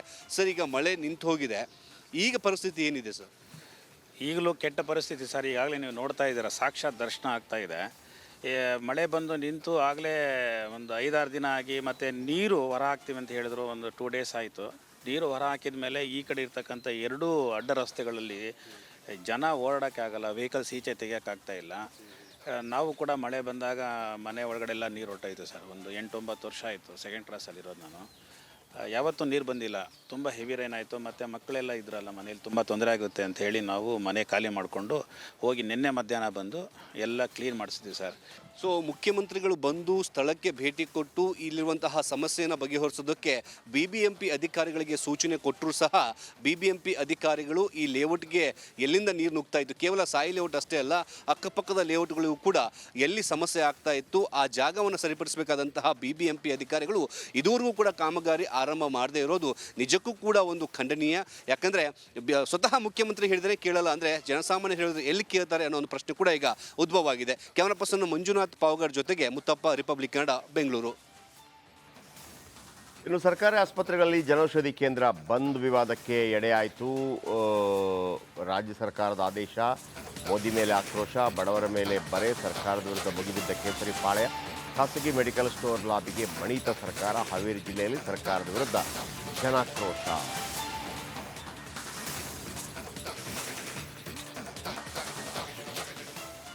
ಕೇಂದ್ರ ಸರ್ಕಾರ ಬಡವರಿಗಾಗಿ ಆಸ್ಪತ್ರೆಗಳಲ್ಲಿ ಜನೌಷಧಿಗಳನ್ನು ಪ್ರಾರಂಭ ಮಾಡಿದ್ರು. ಕಾರಣ ಇಷ್ಟೇ, ಬಡವರಿಗೆ ಉಪಯೋಗ ಆಗಲಿ ಅಂಥೇಳಿ. ಆದರೆ ಈಗ ರಾಜ್ಯ ಸರ್ಕಾರ ಇದರ ವಿರುದ್ಧ ತೊಡೆತಟ್ಟಿರುವಂಥದ್ದು. ಅಂದರೆ ಒಂದು ಕಡೆಗೆ ಮೆಡಿಸಿನ್ ನೀಡುವಂತಹ, ಅಂದರೆ ಕಡಿಮೆ ಬೆಲೆಯಲ್ಲಿ ಮೆಡಿಸಿನ್ ನೀಡುವಂತಹ ಜನೌಷಧಿ ಮಳಿಗೆಗಳನ್ನು ಬಂದ್ ಮಾಡಲಿಕ್ಕೆ ಈಗ ರಾಜ್ಯ ಸರ್ಕಾರ ಮುಂದಾಯಿತಾ ಹಾಗಾದರೆ ಅಂತ. ಅಂದರೆ ಪ್ರಧಾನಮಂತ್ರಿ ಭಾರತೀಯ ಜನೌಷಧಿ ಕೇಂದ್ರಗಳನ್ನು ಈಗ ಬಂದ್ ಮಾಡಬೇಕು, ಏನೇ ಸಮಸ್ಯೆ ಆದರೂ ಕೂಡ ಸರ್ಕಾರಿ ಆಸ್ಪತ್ರೆಗಳಲ್ಲಿ ಸಿಗುವಂಥ ಮೆಡಿಸಿನ್ ಇರುತ್ತೆ, ಆ ಮೆಡಿಸಿನ್ಗಳನ್ನು ಆಚೆ ತಗೊಳ್ಳಿ ಅನ್ನೋದು ಅವರ ವಿವಾದ ಅಂತ ಹೇಳ್ಬೋದು. ಈಗ ಸದ್ಯಕ್ಕೆ ಇಲ್ಲಿ ಬರುವಂಥ ಬಡವರು ಇದ್ದಾರೆ, ಅಂದರೆ ಆಸ್ಪತ್ರೆಗೆ ಬರುವಂಥ ಬಡ ರೋಗಿಗಳು ಇರ್ತಾರೆ, ಅವ್ರನ್ನ ಮಾತ್ರ ಪ್ರಯತ್ನ ಮಾಡ್ತೀನಿ. ಅಮ್ಮ ಈಗ ಇದನ್ನ ಬಂದ್ ಮಾಡ್ಬೇಕಂತ ಹೊಂಟಾರೆ, ಇವರು ಇದನ್ನು ಬಂದ್ ಮಾಡಿ ಹೊರಗಡೆ ತಗೊಳ್ಳಿ ಔಷಧಿನ ಅಂತ ಹೇಳ್ತಾರೆ. ಏನು ಹೇಳ್ತೀರಿ ಬಗ್ಗೆ? ಬೇಡ ರೀ, ಬಂದ್ ಮಾಡೋದು, ಇಲ್ಲೇ ಕೊಡಂಗ ಮಾಡ್ಬೇಕ್ರಿ. ನಮಗೆ ಕಡಿಮೆ ರೇಟ್ನಾಗ ಸಿಗ್ತೈತಲ್ರಿ. ಭಾಳ ಬಡವ್ರು ಇರ್ತಿರ್ತಾರ್ರಿ, ಅವ್ರಿಗೆ ತಗೊಳಕ್ ಆಗಲ್ರಿ ಹೊರಗಡೆ ಮೆಡಿಸಿನ್. ಅದು ಇಲ್ಲೇ ಆದ್ರೆ ನಿಮಗೆ ಚಲೋ ರೀ. ಇಲ್ಲೇ ಇರ್ಬೇಕ್ರಿ, ನಿಮಗೆ ಬೇಕು ಅಂಗಡಿದು. ಯಾಕೆ ಬೇಕು? ಕಡಿಮೆ ರೇಟ್ನಾಗ ಸಿಗ್ತೈತ್ರಿ, ಅದಕ್ಕೆ ರೀ ಬೇಕ್ರಿ. ಹೊರಗಡೆ ಹೋದ್ರೆ ಏನಾಗ್ತದೆ? ಹೆಚ್ಚಿಗೆ ಆಕತ್ರಿ ರೇಟ್. ಇಲ್ಲೇ ಕಡಿಮೆ ಸಿಗ್ತೈತ್ರಿ, ಬೇಕ್ರಿ. ನೀವೇನು ಹೇಳ್ತೀರಮ್ಮ? ಈಗ ಅದು ರಾಜ್ಯ ಸರ್ಕಾರ ಈ ರೀತಿ ಮಾಡಕ್ ಹೊಂಟಿದೆ, ಈಗ ಏನು ಕೇಂದ್ರ ಸರ್ಕಾರದ ಮೇಲೆ ಸಡ್ಲಿಕ್ಕೆ ಹೊಂಟದ ಹಿಂಗೆ ಅಂತ? ಅಲ್ರಿ, ಮೋದಿ ಇದೆಲ್ಲ ಸೌಕರ್ಯ ಮಾಡ್ಯಾರ, ಬಡವರು ಬಗ್ಗರಿಗೆ ಅನ್ನದಾನ ಮಾಡ್ಯಾರ. ಇದನ್ನೆಲ್ಲರೂ ಬಂದ್ ಮಾಡ್ತೇವೆ ಅಂದ್ರೆ ಮತ್ತೆ ಬಡವರು ಬಗ್ಗರನ್ನ ಸಾಯೋದೈತೇನ್ರಿ? ಇದೆಲ್ಲ ಅನುಕೂಲ ಐತಿ ಬಡವ್ರಿಗೆ. ಇದನ್ನ ನಮಗೆ ಬಡವ್ರಿಗೆ ಬೇಕೇ ಬೇಕಿದು. ಶ್ರೀಮಂತರಿಗೆ ಅಲ್ಲಿ ಹೊರಗೆಲ್ಲ ನಡ್ತೈತಿ, ಬಡವ್ರೇನು ಸಾಯೋದೈತೇನ್ರಿ? ಮೋದಿ ಮಾಡಿದ್ದೆಲ್ಲ ಅನ್ನ ಸರ್ಕಾರ ಇರಲಿ, ಇದು ಓಟು ನಮ್ಗೆ. ಕ್ಯಾಮರಾ ಪರ್ಸನ್ ಶಂಕರ್ ಜೊತೆ ಮಾರುತಿ BM, ರಿಪಬ್ಲಿಕ್ ಕನ್ನಡ, ಹಾವೇರಿ.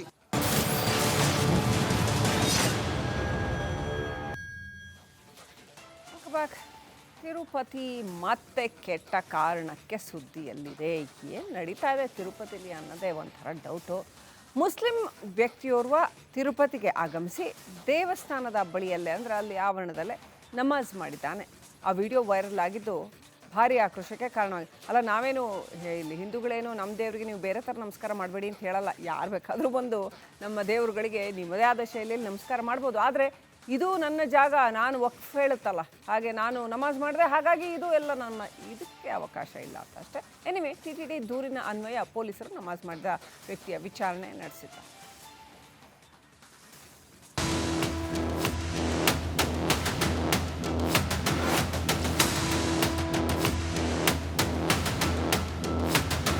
ತಿರುಪತಿ ಹಿಂದೂಗಳ ಪವಿತ್ರ ಕ್ಷೇತ್ರ, ಭಾರತದ ಅತಿ ದೊಡ್ಡ ಧಾರ್ಮಿಕ ಸ್ಥಳ, ಕೋಟ್ಯಾಂತರ ಭಕ್ತರ ಆರಾಧ್ಯ ದೈವ ತಿಮ್ಮಪ್ಪ ನೆಲೆಸಿರೋ ಜಾಗ. ಇಂತಹ ಪವಿತ್ರ ಕ್ಷೇತ್ರ ಈಗ ಮತ್ತೊಂದು ವಿವಾದಕ್ಕೆ ಕಾರಣವಾಗಿದೆ. ತಿರುಮಲದಲ್ಲಿ ನಮಾಜ್ ಮಾಡಿದ ವ್ಯಕ್ತಿ, ನಮಾಜ್ ಮಾಡಿದ್ದಕ್ಕೆ ವಿವಾದ ಸ್ಫೋಟ.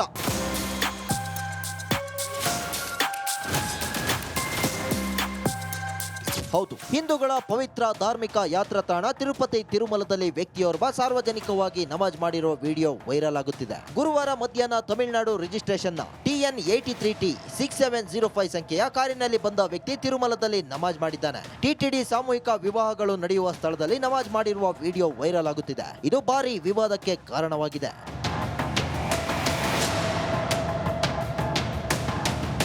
ಅಂದಹಾಗೆ TTD ನಿಯಮಗಳ ಪ್ರಕಾರ ಬೇರೆ ಧರ್ಮದ ಜನರು ತಿರುಮಲದಲ್ಲಿ ಪ್ರಾರ್ಥನೆ ಸಲ್ಲಿಸುವುದು ನಿಷೇಧಿಸಲಾಗಿದೆ. ಹೀಗಿದ್ರೂ ಇಲ್ಲಿ ವ್ಯಕ್ತಿಯೊಬ್ಬ ನಮಾಜ್ ಮಾಡಿದ್ದಕ್ಕೆ ಅಂತ ಹಲವರು ಪ್ರಶ್ನೆ ಮಾಡಿದ್ದಾರೆ. ಇಲ್ಲಿ ನಮಾಜ್ ಮಾಡುತ್ತಿರುವುದನ್ನ ಯಾವುದೇ ಸಿಬ್ಬಂದಿ ಗುರುತಿಸದಿರುವುದು ಅಚ್ಚರಿಗೆ ಕಾರಣವಾಗಿದೆ. ತಿರುಮಲದ ಭದ್ರತಾ ವ್ಯವಸ್ಥೆ ಬಗ್ಗೆ ಹಲವು ಅನುಮಾನಗಳಿಗೆ ಎಡೆ ಮಾಡಿಕೊಟ್ಟಿದೆ. ತಿರುಮಲದಲ್ಲಿ ನಮಾಜ್ ರಜಾಕ್ ಸಮರ್ಥನೆ. ಆ ದೇವಸ್ಥಾನದ ಆವರಣ ಅಲ್ಲ ಅದು. ಮದುವೆಗಳಾಗುತ್ತಲ್ಲ, ಸಾಮೂಹಿಕ ಇದು ವಿವಾಹಗಳು ಮಾಡ್ತಾರಲ್ಲ, ಆ ಇದ್ರಲ್ಲಿ ಒಂದು ತನ್ನ ಬಟ್ಟೆಯನ್ನ ಹಾಕಿ ಬಟ್ಟೆ ಮೇಲೆ ಅವನು ಬರೀ ನಮಾಜ್ ಮಾಡಿದ್ದಾನೆ. ಆ ಜಾಗವನ್ನ ಏನೇನು ಕೆಟ್ಟದಾಗಿ ಇದು ಮಾಡಿಲ್ಲ, ತಪ್ಪೇನು ಮಾಡಿಲ್ಲ. ಪ್ರತಿಯೊಬ್ಬ ಮುಸಲ್ಮಾನನ ಮೇಲೆ ದಿನದಲ್ಲಿ ಒಂದು ದಿನಕ್ಕೆ 5 ಸಲ ನಮಾಜ್ ಮಾಡುವುದು ಬಾಧ್ಯ, ಅವನ ಕರ್ತವ್ಯ. ಪ್ರಾರ್ಥನೆ ಮಾಡೋದು, ತಮ್ಮ ದೇವರನ್ನ ಆರಾಧಿಸೋದು ಪ್ರತಿಯೊಬ್ಬರ ಧಾರ್ಮಿಕ ಹಕ್ಕು. ಆದ್ರೆ ಕೆಲ ಧಾರ್ಮಿಕ ಕ್ಷೇತ್ರದಲ್ಲಿ ಕೆಲ ನಿಯಮಗಳಿರ್ತವೆ, ಅದನ್ನ ಕಾಪಾಡಬೇಕು ಅನ್ನೋದು ಹಿಂದೂಗಳ ಆಗ್ರಹ. Bureau report, Republic Kannada. ಇಷ್ಟು ದಿನದ ಬಿಗ್ ಮಾರ್ನಿಂಗ್. ನಾಳೆ ಮತ್ತೆ ಸಿಗೋಣ. ನಮಸ್ಕಾರ. ಇದರ ಕೆಂಪು ಬಣ್ಣ ಅದ್ಭುತ, ಖಾರ ಕಡಿಮೆ ಆದ್ರೂ ರುಚಿಕರ. MDH ಕಾಶ್ಮೀರಿ.